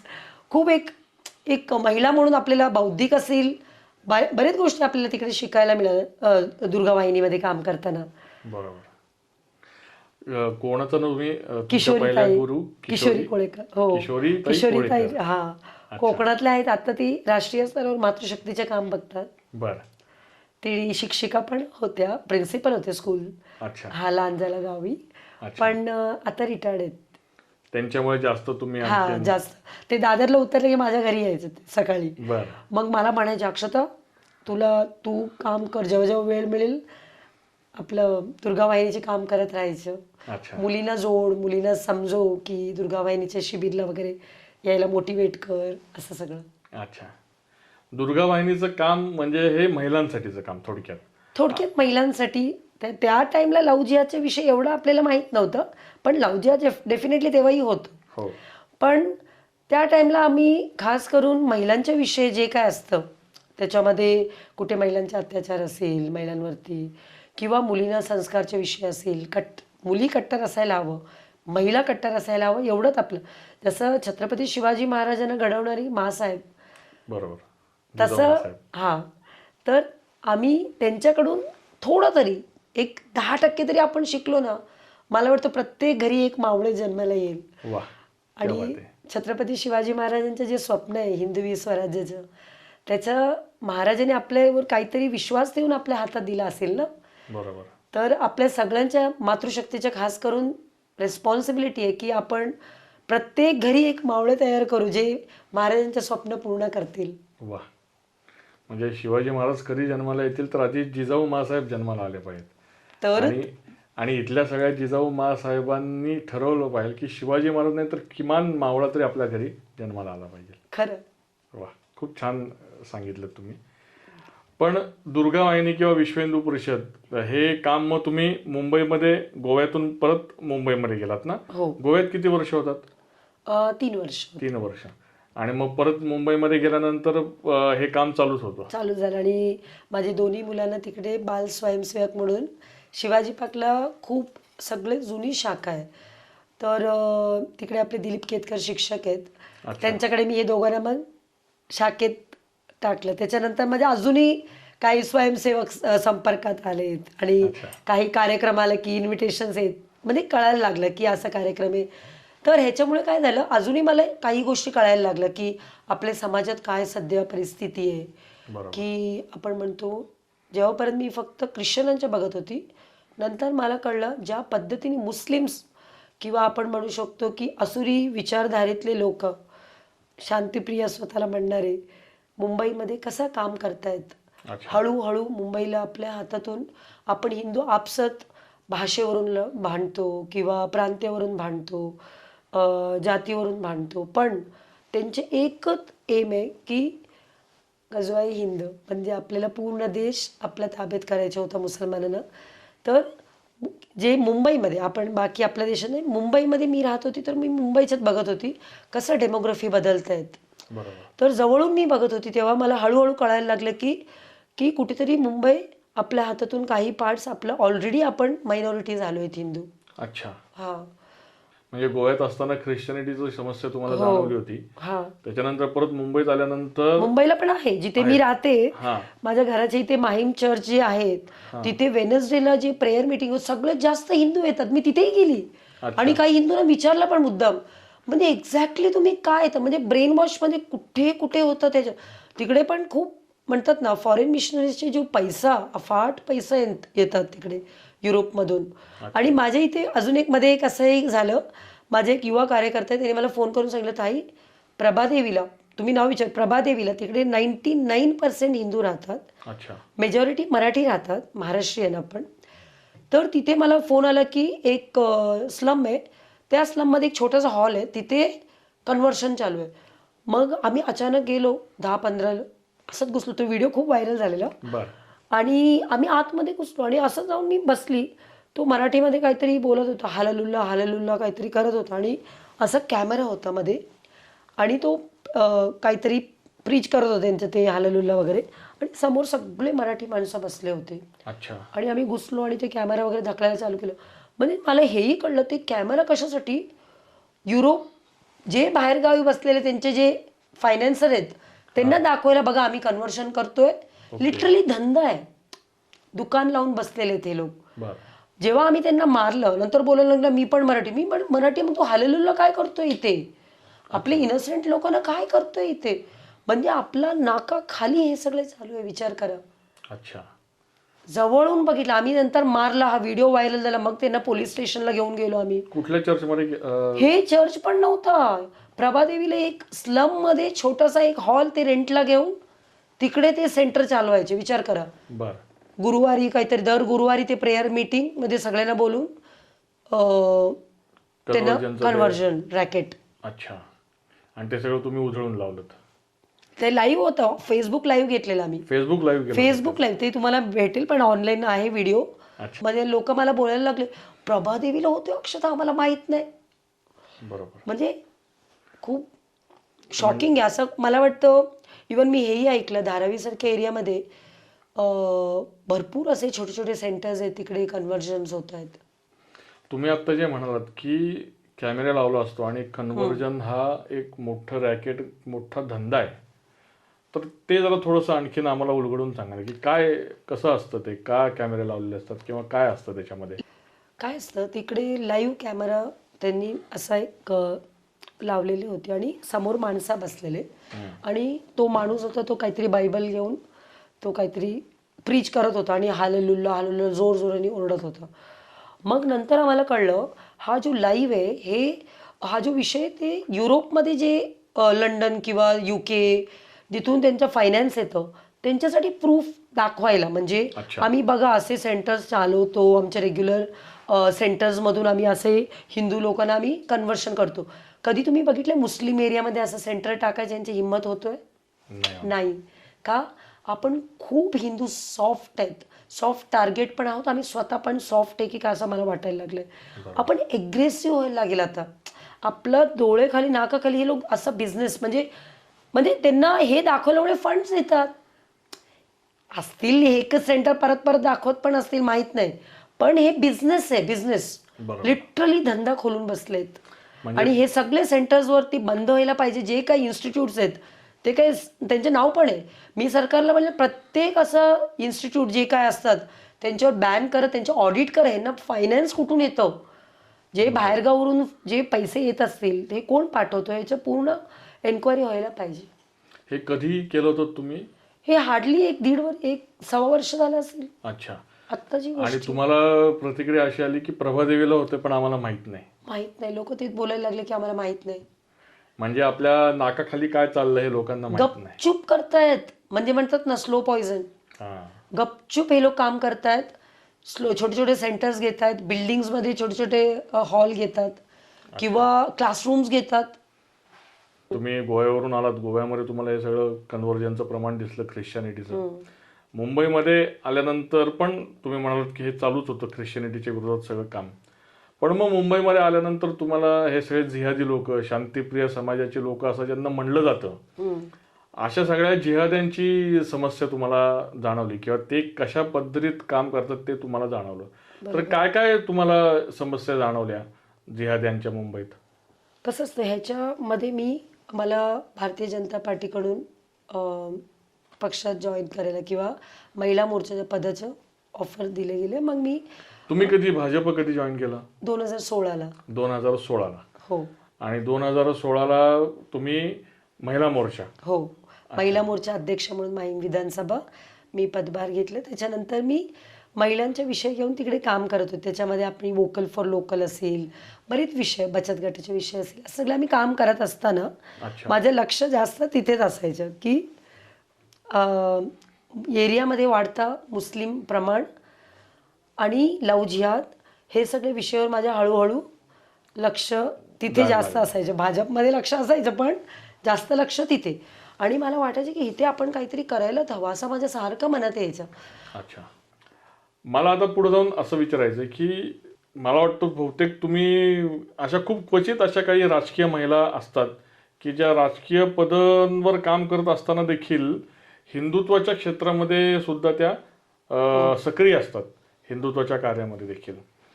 तर असं काय जाणवतं तुम्हाला की हिंदुत्वाच्या क्षेत्रात तुम्ही कुठल्या कारणामुळे एवढ्या सक्रिय झालात? खास करून मुंबईमध्ये वाढता जो बांगलादेशी किंवा रोहिंग्या मुस्लिमचे प्रमाण ठरवून मुंबईला आता टार्गेट केले जात आहे. प्रत्येक मुंबई कसं आहे माहिती, जिओग्राफिकली मुंबई असा लांब आहे, तुम्ही बघितलं असेल तर त्याच्या ईच बॉटल नेकला, म्हणजे तुम्ही म्हणता मानखूर एका बाजूनी कोलाबा, प्रत्येक कोळीवाड्यात तुम्ही म्हणू शकता आज मुस्लिमांचं प्रमाण वाढलेले आहेत, मुस्लिम जिहादींचं पॉप्युलेशन वाढलेले आहेत. ठरवून जे बांगलादेशचे आपण म्हणतो वेस्ट बेंगालमधून फेक डॉक्युमेंट्स बनवून मुंबईमध्ये घुसत आहेत, त्यांना इकडचे स्थानिक मस्जिद, आम्ही हे जवळून अभ्यास केलेले आहेत, स्थानिक लोकल मस्जिदमधून ह्यांना फायनान्शियल सपोर्ट दिले जात आहे. जो मालदा मुर्शिदाबादमधून एंट्री करतात तिथून ममता बॅनर्जी आहेत जिहादींची दीदी, जे डॉक्युमेंट्स घेऊन इथे घुसतात, तिथून इथे त्यांना एस्टॅब्लिश करण्यात येतं. प्रॉपर प्रत्येक स्टेशनचे बाहेर जे फुटपाथ आहेत सगळे आज मुंबईमध्ये एन्क्रोच्ड आहे. त्याच्यामध्ये 70 ते 80% मुस्लिम आहेत हॉकर्स. आपण म्हणतो लव जिहाद, फक्त लव जिहाद नाही आहे मुंबईमध्ये, लव जिहाद, लँड जिहाद, व्यापार जिहाद, हे सगळे करताना कुठेतरी लास्टला ओट जिहाद. अच्छा. ह्याच्या प्रवास लास्टला होणार ओट जिहाद. बरोबर. तर मुंबईमध्ये आपण बघतो की ज्या पद्धतीने पॉप्युलेशन यांचं वाढतंय किंवा प्रत्येक बिझनेसमध्ये, आता फॉर एक्झाम्पल कोळी समाजच्या महिला, पारंपरिक व्यवसाय त्यांच्या मच्छी विकणं, पण आज आपण बघतो प्रत्येक बिल्डिंगमध्ये एक बंगाली भाषा बोलणारा मुस्लिम, स्वतःला तो बोलणार मी वेस्ट बेंगाल, पण खरं हे लोक रोहिंग्या आहेत. अच्छा. 200% आहेत, 100 पण नाही, मी 200% रोहिंग्या आहेत. एवढं वर्ष नव्हते. अचानक जेव्हा इकडे रोहिंग्या जेव्हा शिफ्ट झाले म्यानमारमधून तिथून हाकलून दिला बुद्धिस्ट लोकांनी, जेव्हा त्यांना सिस्टमॅटिकली बांगलादेशमधून भारतात करोडो रोहिंग्यास भारतात घुसलेत. फक्त मुंबई नाही, मुंबई, पुणे, बेंगळूर असं मेजर जे मेट्रोज आहेत तिथे फायनान्शियली आपलं म्हणतात ना, तिथे बिझनेसेस, तिथे त्यांना काम मिळेल इझिली, इथे त्यांना त्यांना सेटल करण्यात येत आहेत. अच्छा. अचानक दादरसारख्या एरियामध्ये जे हिंदू बहुलेरे एवढे जिहादी कुठून आले? ज्या मस्जिद दादरमध्ये जिथे कधी काळात कोणी नव्हते, तिकडे आजूबाजूचे हिंदू क्रिकेट खेळायचे, अचानक शुक्रवारी हजारो संख्येतून नमाज करून बाहेर येत आहेत. आले कुठून? ह्यांना घेऊन कोण येतं इथे? त्यांना इथे प्रॉपर सेटल कोण करतोय? ह्यांना इथे धंदा कोण लावून देतोय? ह्याच्या फायनान्शियल गणित कोण आहे? कुठून फंड देत आहेत? डेफिनेटली बाहेरगावरून, सौदीमधून असेल, अजून कुठून असेल. ह्याच्यात दी कंपनी पण इन्व्हॉल्व आहे. अच्छा. आहेतच. एवढं करोडो रुपये नाही ते येणार कुठून? तुम्ही सांगा, 2 जोडी कपडे घेऊन आलेला 18 वर्षाचा मुलगा अचानक कपडे आणि एवढा बिझनेस लावून रोडवर बसतो, ह्याला फायनान्शियल ताकद कोण देतोय? बरोबर. आपले हिंदू गेले कुठे अचानक? हे सगळे प्रश्न. आणि तेवढंच नाही, कुठल्या क्षेत्रात जिहादी बघायला मिळतात मुंबईमध्ये? कुठल्या प्रत्येक म्हणजे आज तुम्ही बघितलात फ्रूटच्या धंद्यामध्ये मेजॉरिटी ते आहेत, मच्छीच्या व्यापारात ते आहेत, हॉकर्स मेजॉरिटी ते आहेत, कपडे आणि ह्याच्यात, म्हणजे तुम्ही जे नाव घेल लेदर इंडस्ट्रीमध्ये ते आहेत. अच्छा. प्रत्येक तुम्ही इंडस्ट्रीचे नाव घ्या त्याच्यामध्ये ते आहेत आता. अच्छा. खूप. तुम्ही स्विगी, झोमॅटो, ओला, उबर 70% आहेत. जेव्हा आपण बघतो प्रत्येक फील्डमधले लेबर, म्हणजे ससून डॉकमध्ये अगोदर जेव्हा ससून डॉकमध्ये मच्छीचे जो मोठा आपलं हे तिथे असेल किंवा कन्स्ट्रक्शन लेबर असेल, सगळे बंगाली आहेत. बंगाली म्हणजे रोहिंग्या मुस्लिम. आपण असं मिसअंडरस्टँड करू नका की वेस्ट बेंगालमधले मुस्लिम आहेत, अजिबात नाही आहे. हे सगळे रोहिंग्या मुस्लिम आहेत. म्हणतात ना, चीप लेबर एक बहाना आहे मुंबई का डेमोग्राफी बदलना आहे. प्लॅनिंग काय मुंबईची पूर्ण डेमोग्राफी चेंज करून टाकायची, बदलून टाकायची? हो, मुंबईची पूर्ण डेमोग्राफी बदलायची. त्याच्यामध्ये तुम्ही असं बघितलं तर मुंबईला तुम्ही 3 एरियामध्ये बघा. For example pre independence, post independence, त्याच्यानंतर गिरणी कामगारांचे जे काय स्ट्राईकमुळे जे मिल्स बंद पडले त्याच्यानंतरच्या एरिया. अच्छा. गिरणी कामगार असेपर्यंत म्हणजे एक मराठींचं होल्ड होतं मुंबईवर. जे मोठा लेबर क्लास मराठी भाषिक होते, स्थानिक मराठी होते किंवा कोकणातले किंवा बाकीकडचे सातारा आणि ऑल ओव्हर महाराष्ट्रातले मोठा एक लेबर क्लास लोक मराठी होते, आपले माणसं होते. त्याच्यानंतर अचानक कुठेतरी मायग्रेटेड युपीतले हिंदू होते, ते वेगळा प्रश्न आहे. त्याच्यानंतर आत्ता लास्ट 15-20 इयर्समध्ये युपीचे मुस्लिम आहेत. त्याच्या वेस्ट बेंगालमधले आपण म्हणतो जिहादी मायग्रेशन मुंबईला मोठ्या प्रचंड प्रमाणात वाढलं आहेत. म्हणजे घुसखोर सगळे घुसपैठी सगळे आले असं म्हणायचं. रोहिंग्याना इथे कुठेतरी मुंबईमध्ये म्हणजे प्लॅनिंग करून ज्यांचं थिंक टँक विचारपूर्वक त्यांना इथे सेटल करतायत मुंबईमध्ये काही स्पॉट्समध्ये. बरं. आणि ते पण कसं आहे माहिती, एंट्री एक्झिट पॉइंटला जास्त आहेत. अच्छा. उद्या काही झालं तर पळू पण जसं आपण मुंबईमध्ये बॉम्बलास्ट काही नवीन नाहीये. 1992ला दाऊद पासून तुम्ही पकडलात, त्याच्यानंतर 2012ला ट्रेन बॉम्बलास्टचे असतील. प्रत्येक वेळेला मुंबईवर हल्ला झालेत. कराची मुंबईपासून जास्त लांब नाहीये, काही मैलच्या अंतरावर आहेत आपण. बरोबर. तुम्ही विचार करा, स्लीपर सेल आहेत मुंबईमध्ये. हे असताना तुम्ही परत एवढे मुस्लिम नवीन येत आहेत, जिहादीज येत आहेत, त्यांना आपण का म्हणून एक्सेप्ट करतोय?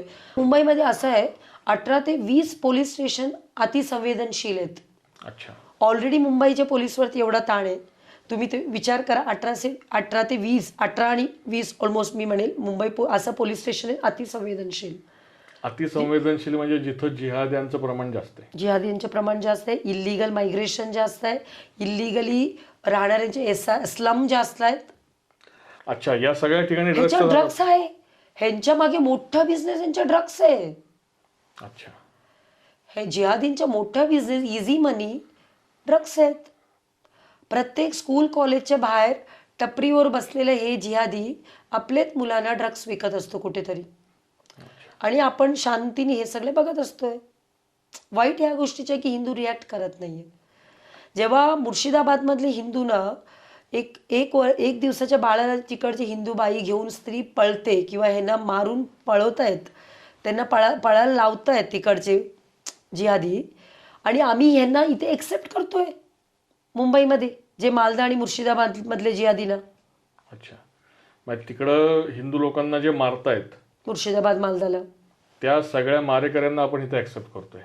आपण केवढे मूर्ख आहेत की नाही हिंदू, नालायक आहे की नाही, आपणच नालायक आहेत. त्याला कारण मला असं वाटतं की जो आपल्याकडे जे सांगितलं जातं, जे बुद्धिजीवी, की सर्व धर्मसमभाव आणि सगळ्यांनी गुण्यागोविंदांनी नांदलं पाहिजे, तर ह्या सगळ्यांनी खरं तर एका प्रश्नाचं उत्तर द्यावं. मला आता तुमच्याशी चर्चा करताना हे खूप जाणवलं की हे जी लोक असं म्हणतात की सगळे धर्म सारखे आहेत आणि सगळ्यांनी गुण्यागोविंदांनी राहिलं पाहिजे, पीस अँड हार्मनी वगैरे जे काही सांगितलं जातं आपल्याला, मग का जिथं मुस्लिम पॉप्युलेशन वाढतं तो एरिया संवेदनशील होतो?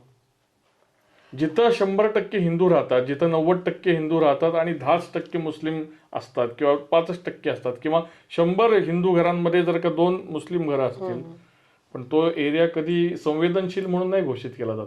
पण जिथं जास्त मुस्लिम फॅमिलीज आहेत, 90 मुस्लिम फॅमिलीज आणि 10 हिंदू फॅमिलीज, तो संवेदनशील, तिथे हिंदू राहू शकत नाही का? म्हणजे तुम्हाला एक सांगू, आपल्या धर्मामध्ये कुठेही असं कट्टरपण किंवा असं काही कुठे नाहीत आहे. आपल्यामध्ये वसुदैव कुटुंबकम आपलं ह्याच्यामध्ये आपण विश्वाला आपलं घर मानतो, तर त्याच्या एक्झॅक्ट उलट जिहादींच्या धर्मामध्ये जे काही सांगितलं जात आहे. तर जे त्यांना खूप यंग एजमध्ये मदरसामध्ये काय शिकवलं जातं ते इम्प्लिमेंट करतायत. बरोबर. त्याच्यामुळे त्यांच्यामध्ये प्रेम किंवा ब्रदरहूड म्हणजे त्यांच्यासाठी आपले समाज, त्यांच्या धर्मातला कोण असेल तेच फक्त भाईचारा असतो. धर्माच्या बाहेरच्या त्यांच्यासाठी फक्त काफिर असतो. बरोबर. त्याच्यामुळे आम्ही ते हिंदूंनी आता एक पकडून ठेवायला पाहिजे हा लाईन, आम्ही त्यांच्यासाठी फक्त काफिर आहोत, बाकी काही नाही आहे. बरोबर. म्हणून मुस्लिम जिथे जिहादी संख्या वाढतं तिथे अतिसंवेदनशील होतो. कधी हिंदू एरिया कधी अतिसंवेदनशील होत नाही, डिक्लेअर करत नाहीये कधी. आपल्या धर्मामध्ये नाही ते तसं काही. करेक्ट. तुम्ही डी गँगचा उल्लेख केलात, तर अजूनही डी गँगचा प्रभाव जाणवतो तिथं या सगळ्या ड्रग्स आणि या सगळ्या गोष्टींमध्ये, किंवा तुम्ही आता ज्या ज्या समस्या सांगितल्यात त्या समस्येच्या पाठीमागे अजूनही डी गँगचा हात आहे असं वाटतं तुम्हाला? डेफिनेटली आहे ना. एवढं मोठ्या प्रमाणाने ड्रग्स मुंबईला आपण बघतो. आजही कॉलेजचे बाहेर बरेचकडे ड्रग्सचा धंदा होताना आपल्याला आपण बघतो, दिसतंय आपल्याला. तर ह्याच्या मागे त्या समाजाचे लोक जास्त आहेत करणारे, धंदे करणं म्हणजे बिझनेस, हे काय इलिगल ॲक्टिव्हिटीज. तर डी कंपनीचे मेन बिझनेस ड्रग्स आहेत, सगळ्यांना माहिती आहे. आणि मुंबई एक इझी टार्गेट आहे. बरोबर. कोलंबापासून पकडून तुम्ही बोरिवलीपर्यंत बघितलं तर प्रत्येक एरियामध्ये ह्यांच्या आता असा काही एरिया आहे तिथे त्यांच्या मेजॉरिटी आहेत. त्यांची पॉकेट्स पॉकेट्स तयार झालेत. कुर्ला, मुंब्रा, भिवंडी, गोवंडी, बांद्रा ईस्टला असेल, प्रत्येक मालवणी, अच्छा, प्रत्येक एरियामध्ये तुम्ही जा तिथे, मुंबई सेंट्रल, ग्रँड रोड, प्रत्येक एरियामध्ये आता आपण हळूहळू मायनॉरिटी होतोय. मालवणीमध्ये आय थिंक मध्ये खूप सोशल मीडियावर तिथून हिंदूंना पळायला लावतायत. हिंदू राहूच शकत नाही तिथे आता. मालवणीची ही समस्या मालवणी मुंबई मालवणीमध्ये हे परिस्थिती, हिंदू राहू शकत नाही तिथे. मिनी पाकिस्तान आहे ते.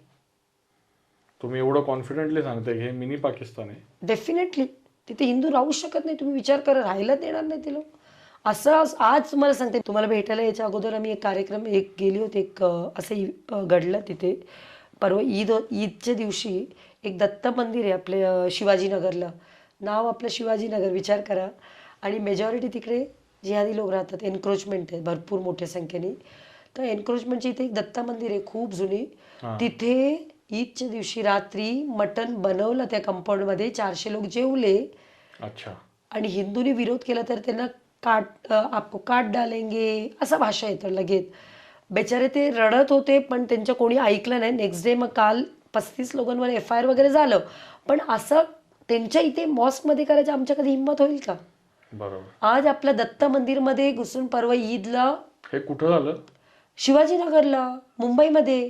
कुठला एरिया शिवाजीनगर म्हणजे मुंबईचा? म्हणजे चेंबूरच्या जस्ट बाजूला, म्हणजे घाटकोपरच्या इथे. अच्छा. विचार करा. तुम्ही आता येता तिथे आम्ही गेलो होतो, म्हणजे जरा आलेले म्हणजे चॅनलवाले वगैरे बाकी विषय होतं. आणि आम्ही सरकारला एवढंच निवेदन करतोय की जे काही 35 लोकांवर FIR केलंय कडक ऍक्शन त्यांच्यावर घेण्यात यावं, का परत असं घडायला नको. आणि दरवेळी ते काहीतरी करणार आणि आम्ही रिॲक्शन देणार, हे कधीतरी थांबायला हवं ना. आपण एवढे पण कमजोर नाहीये की तुम्ही काही कराल मनमर्जी आणि आम्ही बघत राहू. बरोबर. असं नाही होऊ शकत. कुठेतरी याला एंड आम्ही उत्तर दिलं पाहिजे. हा, उत्तर द्यायलाच पाहिजे. दरवेळी ते काहीतरी करणार आणि उत्तर देण्यापेक्षा आम्ही तुम्हाला आधीच सांगतो आता बंद करा, नाहीतर जे काय घडेल त्याला तुम्ही जबाबदार नंतर. म्हणजे कधीतरी शिवनीतीचा अवलंब केला पाहिजे. ती लोक आक्रमण करणार आणि आपण प्रतिकार करायचा, याच्यापेक्षा शिवाजी महाराजांनी जे सांगितलं की तुम्हीच आता आक्रमण करतो. एक्झॅक्टली असंच आता करायलाच लागणार. तुम्ही विचार करा, दत्त मंदिरमध्ये जाऊन ईदला नॉनव्हेज जेवण करतायत, म्हणजे तुम्ही विचार करा केवढं हिंमत करतायत ते लोक.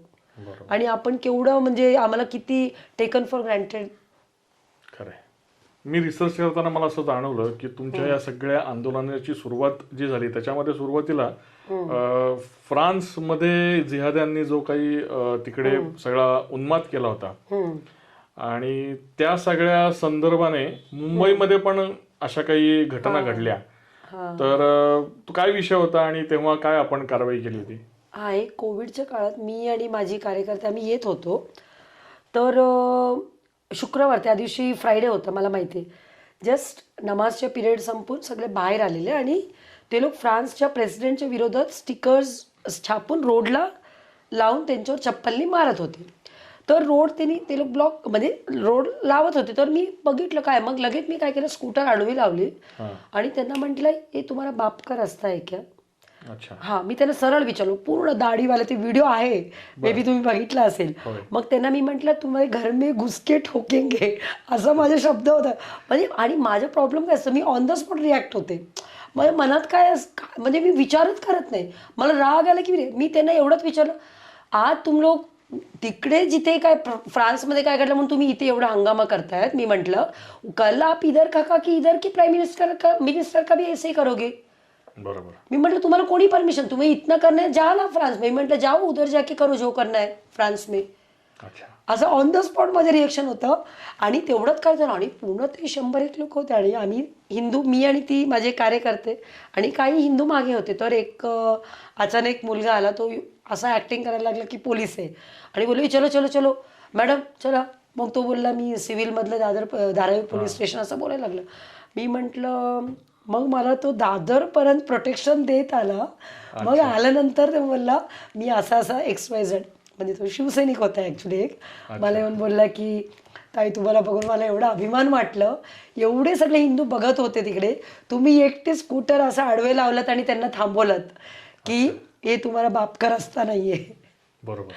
तर मग तो तिथून मग मला सोडून घरी गेला. असा तो विषय होता.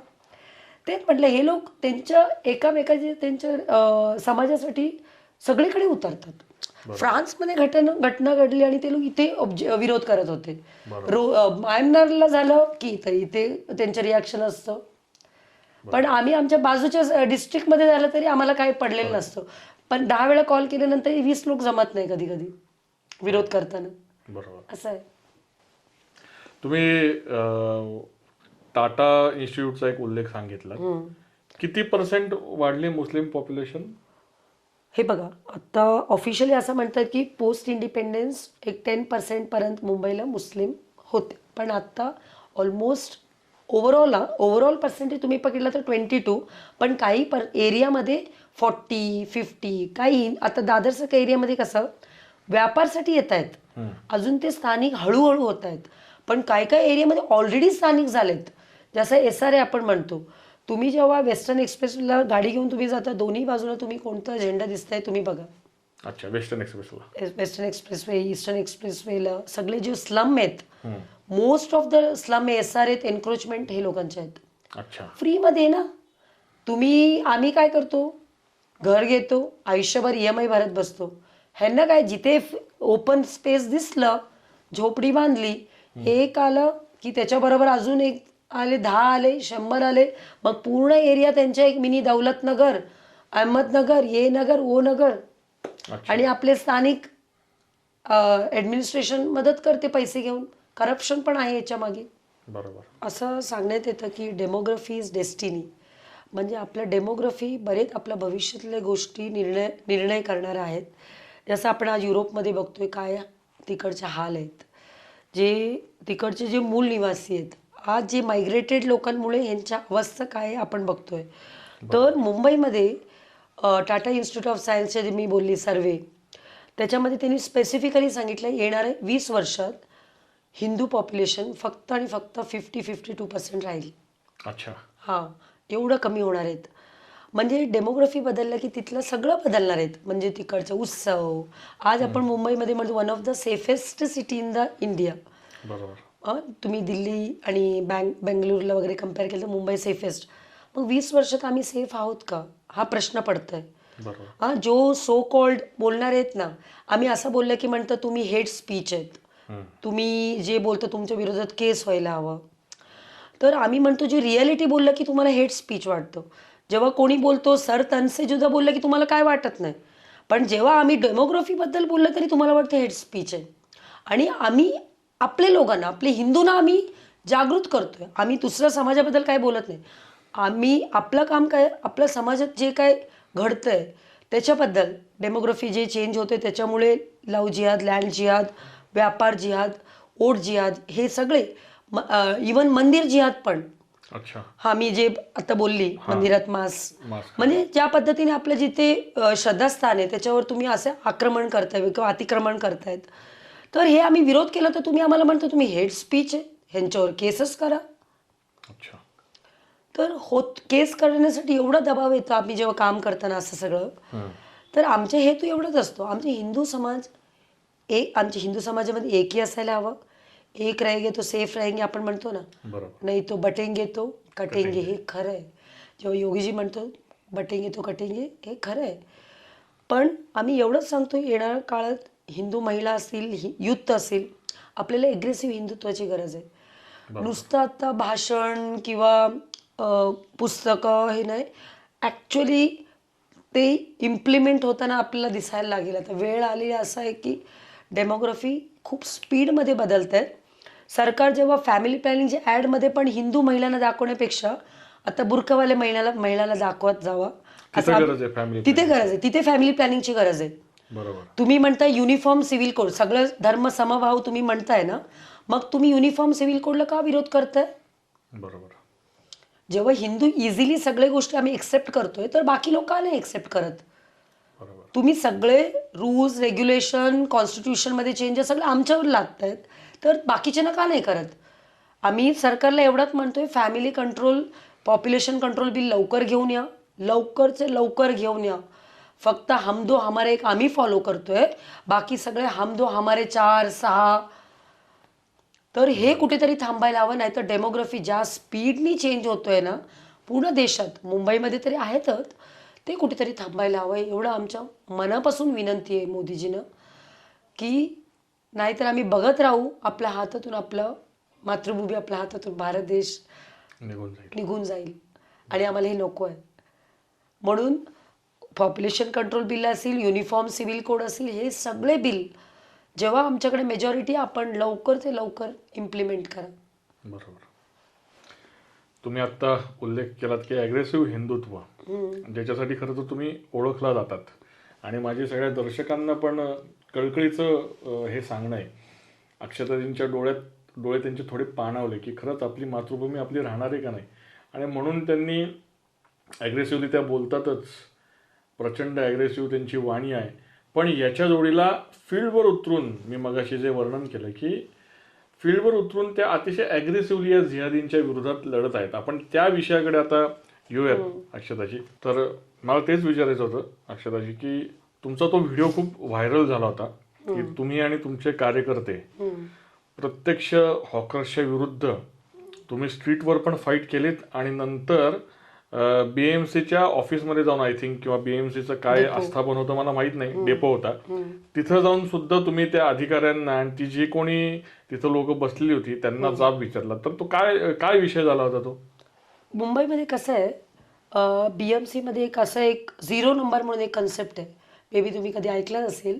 हा 0 नंबर माणूस कसा असतो, तो हप्ता वसुली BMC आणि पोलीस मॅनेज करणं. तर आपल्या दादरसारख्या एरियामध्ये, इवन पूर्ण मुंबईमध्ये मेजॉरिटी 0 नंबर आता सो कॉल्ड शांतिप्रिय समाजामधले आहेत. अच्छा. तर होतो काय, हे लोक आपल्या समाजातले लोकांना फुटपाथवर सेटल करतायत आणि आपले हिंदूंना तिथून वेगवेगळ्या पद्धतीने त्यांना त्रास देऊन त्यांना तिथून गायब करतायत. तर हिंदू तिकडे बिझनेस करू शकत नाही का, म्हणजे ह्यांना जे सपोर्ट मिळते फायनान्शियली मस्जिदमधून वगैरे, ते लोक दिवसाला 1000 रुपये पण रेंट देऊन ते जागा ब्लॉक करून ठेवता येतं सध्या. तर हा विषय माझ्या कानावर आला की स्थानिक हिंदूंना कोणतरी हॉकर्स, आम्ही हॉकरच्या विरोधात कधीच नव्हतो, आम्ही जे वाढता शांतिप्रिय हॉकर्सच्या विरोधात आहे. आम्ही इल्लीगल एन्क्रोच करणारे, शांतिप्रिय जे जिहादी, जे रोहिंग्यानं सपोर्ट करणारे, त्यांच्या विरोध, आम्ही हॉकर्सचे विरोध करत होतो आणि आम्ही करत राहणार हा विषय. तर मध्ये आमच्या कानावर आला की असं एक जमालुद्दीन म्हणून एक माणूस आहे, त्याच्यानंतर आम्ही हिस्ट्री बघितलं तर तो रोहिंग्यासाठी फंड रेजचे कार्यक्रम घेतला होता 2000 आय थिंक 16-17 वगैरे असेल.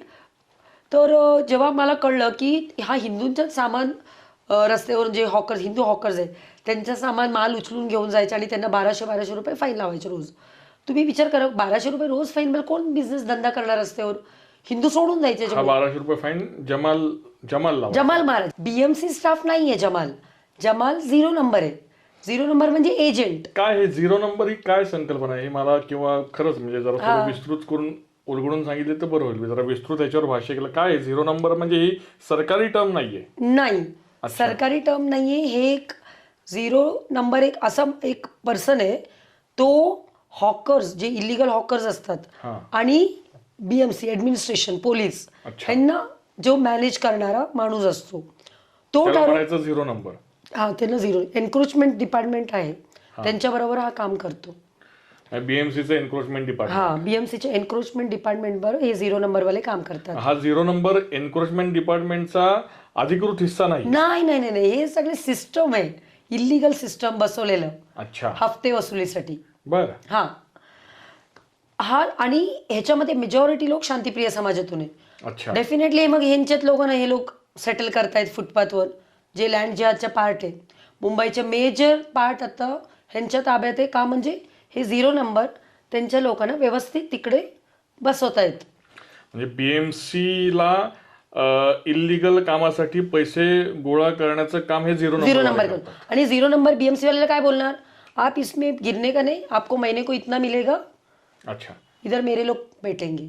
अच्छा. मग हळूहळू हिंदू हॉकर्स गायब होत चाललेत. हे 0 नंबर आपल्या समाजातल्या लोकांना दादरसारखे हिंदू बहुल एरियामध्ये किंवा बोरिवलीसारखं हिंदू बहुल एरियामध्ये त्यांच्या लोकांना बसवत आहेत 0 नंबर. अच्छा. जेव्हा मला कळलं आपल्या एरियामध्ये जमालसारखा माणूस 0 नंबर आहे आणि तो हिंदू हॉकर्सना त्रास देतोय, मी आणि माझे सहकारी आम्ही BMC डिपोमध्ये घुसलो आणि त्याला चोपलं आणि फेसबुक लाईव्ह घेऊन वा.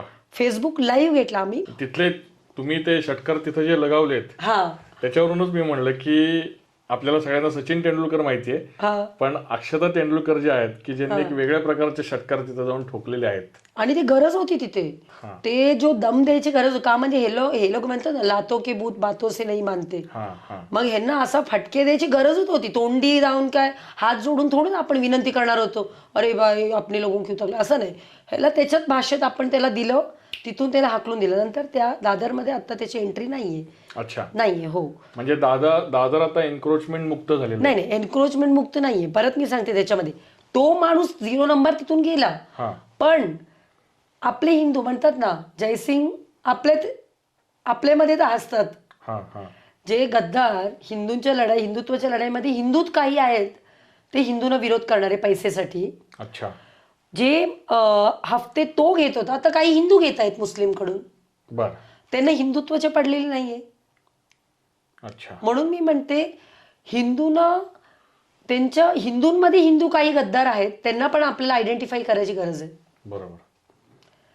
हा. त्याच्यानंतर आम्ही बरेच वेळा ह्याच्यानंतर आता मध्ये पण आम्ही काय केलं, बरेच वेळा आमच्यावर केसेस पण झालेत.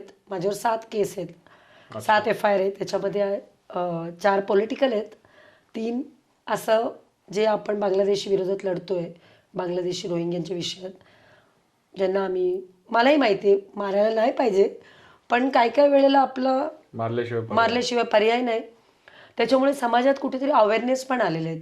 खूप यंगस्टर मला जेव्हा मी जाते ना बाहेर, मला भेटलं की लगेच येतात, फोटो काढले, मला बोलतात ताई आम्ही आता स्कॅन करतो, QR स्कॅन बघतो कोण आहे, मग आम्ही विकत घेतो. बरं वाटतं ऐकून. ठीक आहे, चलो आपल्यावर केसेस झालेत, पण कुठेतरी समाजात आपल्यामुळे कुठेतरी अवेअरनेस झालं ना, खूप झालं. आपल्यासाठी तेच हवं आहे.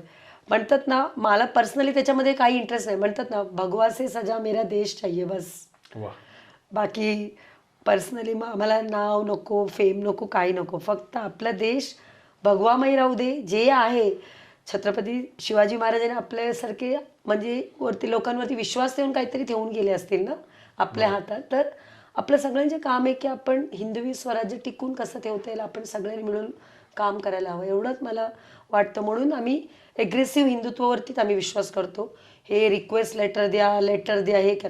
मध्ये आम्ही काय केलं, जेव्हा बांगलादेशमध्ये हिंदूंना मारत होते रिसेंटली, तिथे जे पॉलिटिकल हे झालं, तख्तपलट, जे काय शेख हसीना पळून गेले तिथून, त्याच्यानंतर हिंदूंवरती भयंकर अत्याचार झालं. त्याच्यानंतर आम्ही विचार केला दादरमध्ये पण एकही बंगाली बोलणाऱ्यांना बसायला द्यायचंच नाही. अच्छा. तर आम्ही शोधून त्यांना मारायला लावलं. खरं सांगते. अच्छा. आम्ही शोधून त्यांना म्हटलं अभी इधर नहीं बैठने का, बस तुम किधर भी जाओ, हमारे एरिया में नहीं चाहिए. अच्छा. तर काही पॉलिटिकल पार्टीवाले आले होते, तडीपार करा ह्यांना, हे लॉ अँड ऑर्डर हातात घेतात. मग तुम्ही तिकडे होता ना, तुम्ही काय बोलत नाही? तुमच्या तोंडाला काय फेविकॉल लागले? तुम्ही का बोलत नाही? तुमच्या तोंडातून एक स्टेटमेंट येत नाही हिंदूंसाठी का? बांगलादेशमधले हिंदू नाहीये का? जेव्हा पार्टिशन झालं, पाकिस्तानला पण 20% हिंदू होते. आज मला वाटतं 0.5% पण नाहीये, 1% पण नसतील. बांगलादेशमध्ये पण मला वाटतं किती मोठा पर्सेंटेज हिंदू होते. आता कुठे नाहीये. हळूहळू भारतातला मॅप तुम्ही बघितलं तर वेस्ट बेंगाल नाहीये, डेमोग्राफी बदललंय, केरला बदललंय, काश्मीर तरी सगळ्यांनाच माहिती आहे, आपण काश्मीर फाईल बघितलंय कसं आहे. बरेच स्टेट्स आहे, आसाम आहे. असं बघितलं तर भारतातल्या 4ही बाजूनी आम्हाला कुठेतरी म्हणतात ना चक्रव्यूहामध्ये आपल्याला ट्रॅप करतायत की काय, असं लक्षात येत आहे. तर आम्ही म्हणतोय की हे जो सॉफ्ट हिंदुत्व आहे किंवा त्याला आम्ही कुठेतरी आता साईड करून एग्रेसिव्ह हिंदुत्वाच्या खूप गरज आहे. आम्ही युथला तेच म्हणतो, ठीक आहे केसेस होतोय तर एक थोडासा हे वाटतं, मला काय फरक पडतं, पण काही यंगस्टर्सनं कसं जेव्हा त्यांचं करिअर असतं त्यावेळेला हे सगळं थोडंसं प्रॉब्लेम येतं. पण थोडा वेळ काही लोकांना हे करायची गरज आहे म्हणून आम्ही करतो. बरोबर. आम्हाला बंगाली लोक आहे दादरमध्ये, आम्हाला दादर किंवा मुंबईच्या आम्हाला डेमोग्राफी बदलायच्या नाहीये. आम्हाला इथे लोकांचे रिप्रेझेंटेटिव्ह हिंदूच हवेत. बंगाली तिथं नको आहेत, म्हणजे बंगालीच्या नावाखाली सगळे रोहिंग्याच घुसलेले आहेत म्हणून नको. हा, इलिगली घुसले. इलिगली आलेले रोहिंग्याज, बंगाली स्पीकिंग रोहिंग्याज नकोय आम्हाला दादरमध्ये, मुंबईमध्ये. त्यांच्यामुळे होणारा जो डेमोग्राफी बदलते आम्हाला ते नको आहे. बरोबर. तुम्ही QR कोड स्कॅनिंगचं सांगितलं की युथ येतात, फोटो काढतात तुमच्यावर आणि सांगतात की आम्ही QR कोड स्कॅन करूनच आम्ही शॉपिंग करतो. तर काय म्हणजे काय QR कोड का स्कॅन करायचा? बघा, आम्ही म्हणतो सगळे सर्वसामान्य आम्ही रोज सांगू शकत नाही रस्त्यावर उतरून मारामारी किंवा भांडण करा. तर इझी वेपन आपल्याला काय, आर्थिक बहिष्कार, आर्थिक बहिष्कार, इकॉनॉमिक बॅन आपण म्हणतो. सर्वात इझी आहे. सर्वसामान्यांना आम्ही विनंती करतो, दिवाळी असेल, नवरात्री असेल, गणपतीच्या वेळेला तुम्ही फक्त आणि फक्त हिंदूंकडून खरेदी करा. हिंदूंचा पैसा हिंदूंच्या घरी जाऊ दे. हवं तर 10 रुपये एक्स्ट्रा द्या तुम्ही, पण हिंदूंच्या घरी जाईल. काय आहे, आपण जिथे स्वस्त आहे म्हणून बघतो आणि त्याच्याकडून खरेदी करत जातो, आणि आपण जिहादींकडून खरेदी करतो. तो जिहादी, त्याच्या 2 बायका, 10 मुलं उद्या हेच स्लीपर सेल म्हणून आपल्या देशाच्या विरोधात काम करणार. बरोबर. आपलं इकॉनॉमिक सिस्टम कुठेतरी, हे जो घुसबेटीमुळे आज इकॉनॉमिक सिस्टम आपलं हे होतं. कितीही तुम्ही केलं, किती इन्फ्रास्ट्रक्चर मध्ये परत गर्दी तुम्हाला दिसते का, हे घुसबेटीमुळे. तर इकॉनॉमिक बॅन खूप सिम्पल वेपन आहे. तुम्हाला तलवार काढायची गरज नाही, सोशल मीडिया गरज नाही. फक्त खरेदी करताना तुम्ही हिंदूंच्या दुकानातून काढा, हिंदूंकडून विकत घ्या. आणि हिंदूंचं दुकान हे क्रॉस चेक करण्यासाठी QR कोड. हा, तुम्ही त्यांच्याकडून कोणाकडून विकत घेताय तेवढं तरी करा. बाकी आम्ही असं म्हणत नाही की तुम्ही सोशल मीडियावर रोज भांडा किंवा हे करा ते करा. कोणीही करू शकतो. सामान्य हिंदूंनी एवढं केलं तरी खूप मोठं कॉन्ट्रीब्युशन आहे. बरोबर. तुमच्यावर रिसर्च करत असताना मी बघितलं की अबू आझमी जो आहे तो तुमच्या विरुद्ध कंप्लेंट करण्यासाठी पोलीस स्टेशनमध्ये गेला होता. तर काय विषय होता तो? म्हणजे रेग्युलर बेसवर माझं कसं, हा बांगलादेशी मुस्लिम विरोधात, रोहिंग्या मुस्लिम विरोधात आम्ही काही ना काहीतरी ॲक्टिव्हिटी करत असतो. तर त्यांच्या समाजासाठी त्यांचे नेते कसे येतात बघा. म्हणजे तो तिकडचा स्थानिक आमदार पण नाही आहे, तो दुसऱ्याकडून दादरला आलं. पूर्ण त्यांच्या भेंडी बाजारचे त्यांचे जे नगरसेवक, अजून एक आमदार पण होता अमीन पटेल, ते सगळे एकत्र आले होते. आणि त्यांनी आपल्या स्थानिक पोलिसला येऊन प्रेशराईज करत होते की FIR घ्या आणि ही हेट स्पीचवर ह्याच्यावर ॲक्शन घ्या. हा, म्हणजे हे लोक आपल्या समाजाला प्रोटेक्ट करण्यासाठी काय लेवलपर्यंत जातात बघा. ह्यांच्यामध्ये म्हणतात ना, एक भाईचारा खूप स्ट्रॉंग आहे. एकमेकाला ते सांभाळून घेतात. त्यांना माहिती आहे भविष्यात आपण आत्ता स्ट्रगल केलं तर भविष्यात हे देश आपलाच आहे. बरोबर. का, म्हणजे आपण खूप शांत बसलोय ना हिंदू. अबू आझमीने तडीपारीची पण मागणी केली. तडीपारीच्या मागणी त्यांनी पण केलं आणि काँग्रेसने पण केलंय. काँग्रेसने पण केलंय. काँग्रेसचे पूर्ण एक पॅनेल आलेलं आपलं पोलीस DCPनं भेटायला, आणि त्यांना सांगितलं की ह्याच्यावर ऑलरेडी एवढे केसेस आहे तर हिला आता तडीपार करा. तुमचं हे जे काही वक्तृत्व आहे आणि त्या वक्तृत्वाच्या जोडीला तुमची ही जी काही कृती आहे, त्या कृतीमुळे तुम्हाला तुमच्यावर FIR झाले, ही सगळी लोक तुमच्या विरुद्ध पोलीस स्टेशनमध्ये जाऊन बसली, तडीपारी काढा असं सांगितलं. पण हे सगळं करत असताना जिहादी लोकांनी मात्र पुढं जे चेहरे ठेवले तुमच्या विरोधात, म्हणजे तुम्ही जमालचा उल्लेख केलात, आणि त्या आणखीन एक मी उल्लेख तुमच्या त्या व्हिडिओत ऐकला, कोणतरी शमसुद्दीन म्हणून त्याचा भाऊ आहे. हो. कोणाचा भाऊ आहे तो? जमाल, म्हणजे जो 0 नंबर म्हणून काम करतोय. हा, पण त्याच्याबरोबर 0 नंबर बरोबर तो राईट हँड मध्ये एकत्रच काम करतात ते. जमाल ऍक्च्युली काय झालं, आम्ही मारायला गेलो होतो जमालला. ऍक्सिडेंटली त्या दिवशी जमाल नव्हता, शमशुद्दीन होता तिकडे डेपोमध्ये. जो लाईव्ह व्हिडिओ मध्ये जो मार खातोय ना, तो शमशुद्दीन आहे. हा, नंतर BMCने आमच्यावर केस केले FIR. पण आम्हाला बरं वाटलं, आम्ही दोघांमध्ये एकाला तरी मारलंय. बरोबर. आणि त्याच्यासाठी हे सगळे मंडळी आले होते. कोण कोण आलं होतं त्याच्यात? अबू आझमी, अमीन पटेल आणि स्थानिक 1-2 त्यांचे नगरसेवक होते आणि त्यांच्या दे कम्युनिटीचे काही रिप्रेझेंटेटिव्स, ते सगळे आले होते. आणि काँग्रेसमधले तिकडचे स्थानिक कोण, एक माजी खासदार आले होते. त्यांनी त्यांच्या लेटर हेडनी पत्र वगैरे दिलेलं की हे करा, तडीपार करा वगैरे DCPना. हां, तर आम्ही त्यांना स्पष्ट इशारा दिला, आम्हाला काय फरक, मी पोलिसांना पण म्हटलं तुम्हाला जे करायचे तुम्ही करा, आम्हाला जे करायचे आम्ही करतोय, वा. आम्ही काय थांबणार तरी नाही आहे इथे.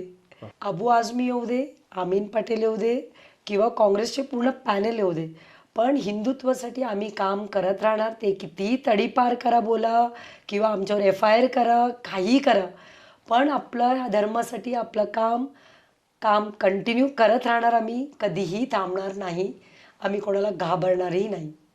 वा. हां, मी तुमच्यावर रिसर्च करताना ते जमाल, शमसुद्दीन ते सगळे विषय मी बघितले, पण तुमच्या विरुद्ध कंप्लेंट ह्या सगळ्या प्रकरणामध्ये हे जे काही इलिगल एन्क्रोचमेंट जिहाद्यांनी केली होती त्याच्या विरुद्ध तुम्ही जी धडक कारवाई केलीत त्याच्या विरुद्ध कंप्लेंट करणारा मात्र सौरभ मिश्रा आहेत ना. हे काय आहे, म्हणजे हे काय आहे, ह्याच्या पाठीमागे काय षडयंत्र आहे? कसं असतं, मुस्लिम समोर येऊन दुश्मनी घेत नाही. तो काय करतो, काही असे गद्दार हिंदू आहेत निर्लज्ज होऊन त्यांच्या मागे झुकणारे, हे लोकांना ते एक समोर एक मोहरा म्हणून वापरतायत आमच्या समोर. हिंदूंमध्ये कुठेतरी म्हणतात ना भांडणं लावतायत. तर हा मुलाला केस त्यानं करायचा होता, पण दाखवतायत की सौरभ मिश्राला. अच्छा. हा, जेव्हा आम्ही बांगलादेशमध्ये हिंदूंवरती जेव्हा अत्याचार होताना आम्ही दादरमध्ये रोहिंग्यांना आम्ही शोधत होतो, तेव्हा एकाला मारलं, तेव्हा सौरभ मिश्राला हे लोकांनी समोर ठेवून आमच्यावर FIR लॉन्च केलेलं आहे. अच्छा. हा, म्हणजे सौरभ मिश्राला मुद्दामून उभं केलं. मुद्दाम उभा केला. त्याला काय आम्ही मारलं पण नव्हतं, आमचा काही संबंध पण नव्हता त्याच्याशी. अच्छा. त्याला म्हणजे काही, मी बोलली ना, काही हिंदू आहेत ते हफ्तेसाठी म्हणजे काही लेवलला जातील ते लोक. अच्छा. कोणतीही लेवलला. का म्हणजे आता माझ्याकडे तेही विषय आलेले आहेत, इथे नको ह्या विषयावर. का म्हणजे एक XYZ माणूस आहे, त्याच्या विरोधात पूर्ण एक आपल्या दादरचं मी म्हणेल एक मोठा लॉबी तयार झालाय की तो हफ्तेसाठी केवढं लोकांना त्रास देतोय हिंदूंना. अच्छा. हां, तर हे लोक इनडायरेक्टली मुसलमानांना सपोर्ट करतात, जिहादीना. अच्छा. असे लोक.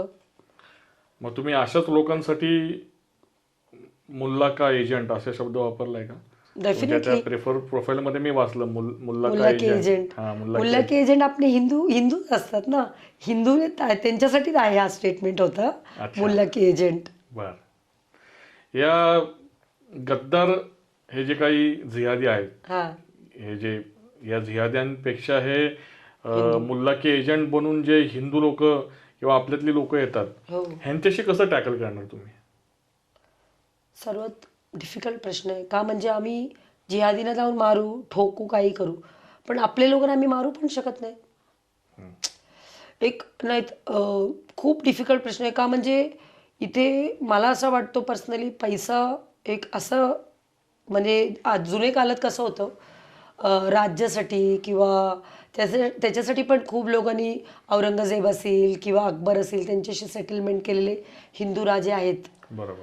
तसेच हे लोक आहेत आता, जे हिंदू आहेत हे जिहादींबरोबर सेटलमेंट करतायत किंवा त्यांच्या बरोबर मिळून जे हिंदुत्वासाठी काम करणारे लोक आहेत त्यांच्या विरोधात काम करतायत. का म्हणजे त्यांच्या पर्सनल फायदा आहे म्हणून, पैसेसाठी. बरोबर. तर ह्यांना टॅकल करणं सर्वात डिफिकल्ट आहे. गद्दार आपल्यातला आतमधला आहे, घरचा आहे तो. बरोबर. असं झालंय. तुम्ही अतिशय निर्भयपणे स्टेटमेंट करताय इकडं की जिहाद्यांना तर आम्ही मारू आणि आम्ही हे काम थांबवणार नाही. अबू आसिम येऊ नाहीतर मलिक येऊ किंवा आणखीन कोणी काँग्रेसचे यावं, असं एवढं करटली बोलणं आणि त्या प्रमाणात ग्राउंड लेवलला जाऊन ॲक्शन पण घेणं. अनेक जण बोलतात पण ॲक्शन घेत नाहीत. पण ठीक आहे, ते बोलणं देखील खूप चांगलं आहे, पण तुम्ही बोलताय पण आणि ॲक्शन पण घेताय. बरोबर. कधी काळजी वाटत नाही कुटुंबाची, आपल्या जीवाची? मला खूप लोक बोलतात, अक्षता आता बस झालं, एकटी कधी कधी फिरत असते, एकटी ड्राईव्ह कर. पण बघा, शेवटी एक दिवस सगळ्यांना जायचे वरती, मागे पुढे जे होईल ते देवावरती सोडून दिले आपण. फक्त मी मुलांसाठी सांगते, जास्त कोणाशी म्हणजे मी त्यांच्या फोटो बिटो वगैरे कुठे पब्लिकमध्ये पोस्ट करत नाही. आणि त्यांनाही सांगते, फ्रेंड्स आणि करताना सिलेक्टेड आणि कुठे जात आहे काय करत आहे मला सांगत जा. आणि मी घाबरत असेल तर मी केलंच नसतं. भीती तरी अजिबात नाही आहे. का म्हणजे सगळ्यांना ते एक दिवस जायचे आहेत, कोणी इथे परमनंट नाही आहे.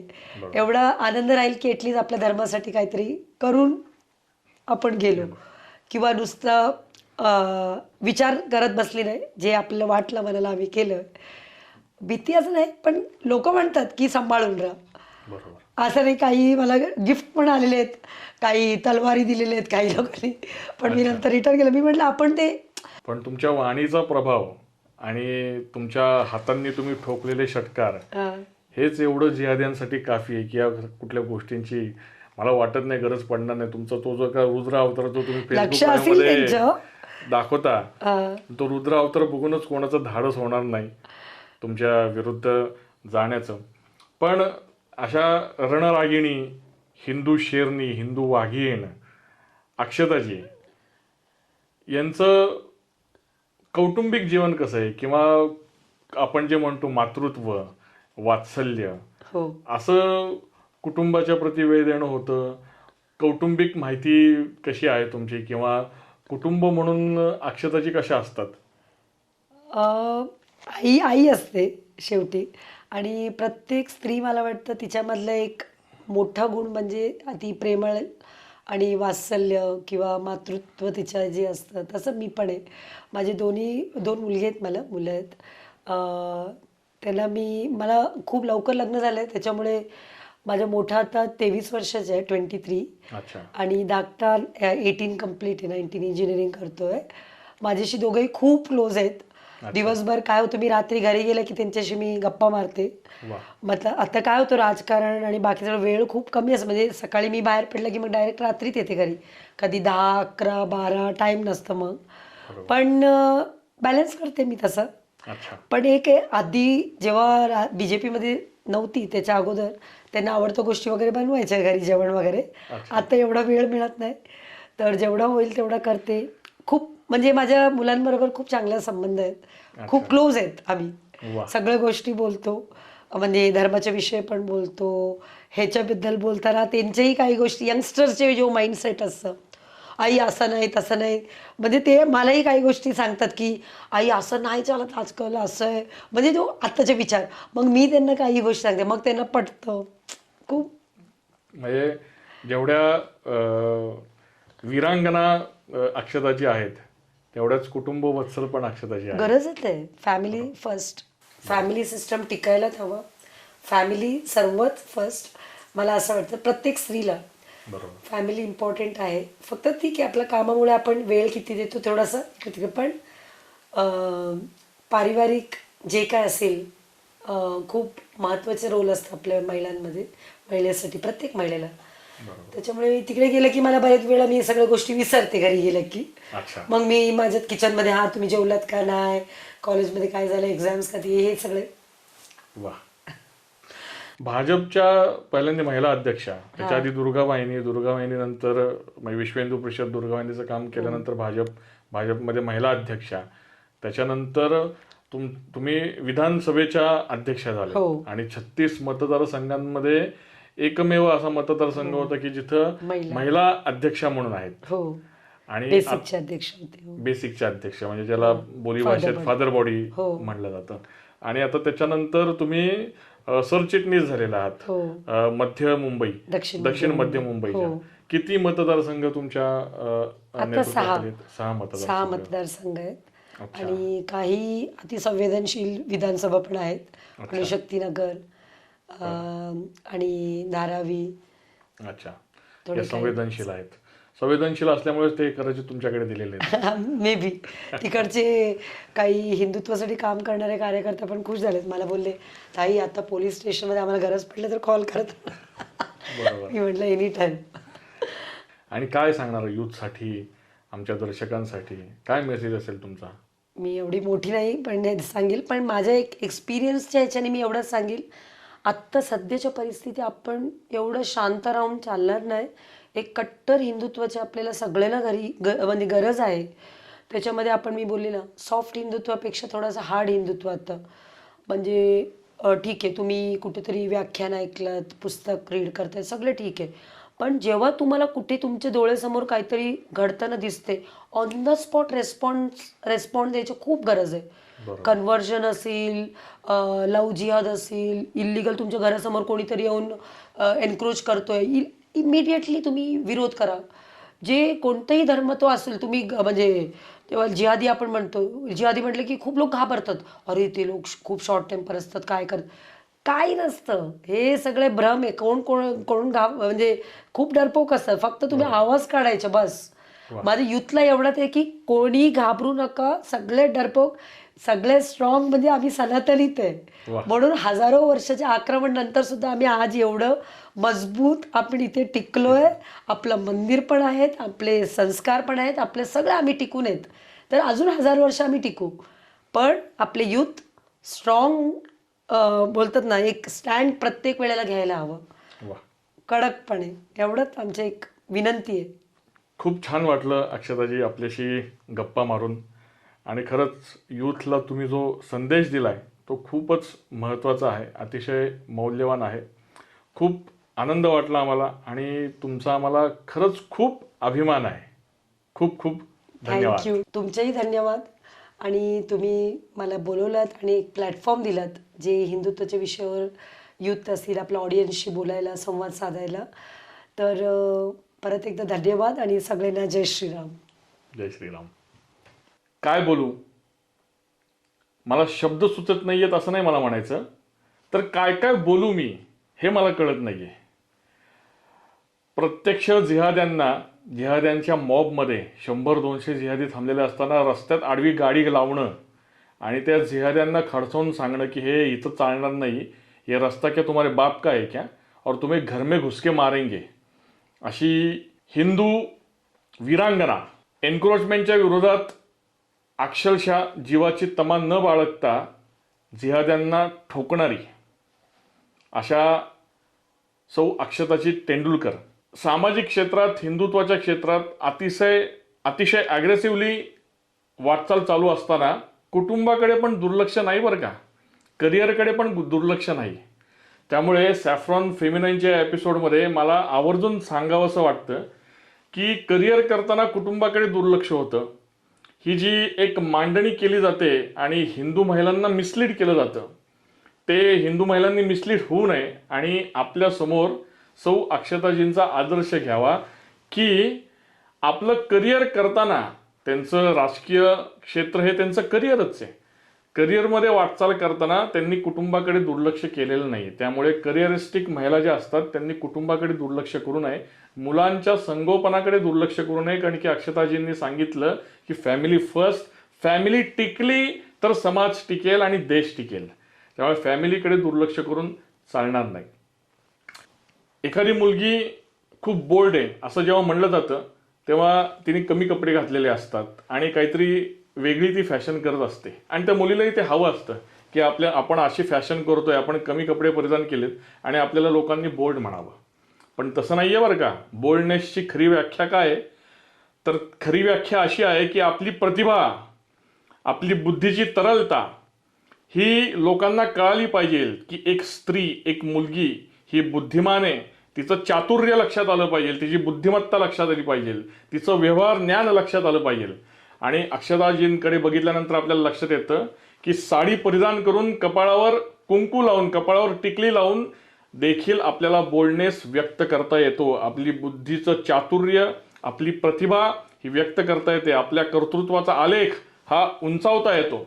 खरंच सॅफ्रॉन फेमिनाईनमध्ये भारतीय स्त्रीत्वाचं, हिंदू स्त्री शक्तीचं हे ज्वलंत उदाहरण आज आपल्यासमोर सॅफ्रॉन फेमिनाईनच्या या सेगमेंटमध्ये प्रत्येक एपिसोडमध्ये आपण भारतीय स्त्री शक्तीचं स्वरूप आपल्या कर्तृत्वामधून ज्या व्यक्त करत असतात अशा महिलांना इथं बोलवत असतो. आणि आज अक्षताजींकडे बघून देखील आपलं ऊर सगळ्यांचा अभिमानाने भरून येईल. प्रचंड प्राऊड फील होईल की सगळ्या दर्शकांनी देखील हे लक्षात ठेवावं की फेक फेमिनिझमचे बुरखे फाडून खरी स्त्री शक्ती काय असते, खरं भारतीय स्त्रीत्व, खरं हिंदू नारी शक्ती म्हणजे काय, हिंदू फेमिनिझम म्हणजे काय, हे आपल्याला अक्षताजींकडे बघून नक्कीच लक्षात येईल. खूप खूप धन्यवाद हा एपिसोड आपल्याला कसा वाटला हे आवर्जून आम्हाला कमेंट करून कळवा. जय श्रीराम, जय शिवराय. मी निलेश रमेश भिसे. रग रग शंभू मेरा परिचय, रग रग शंभू मेरा परिचय. शुभ दीपावली.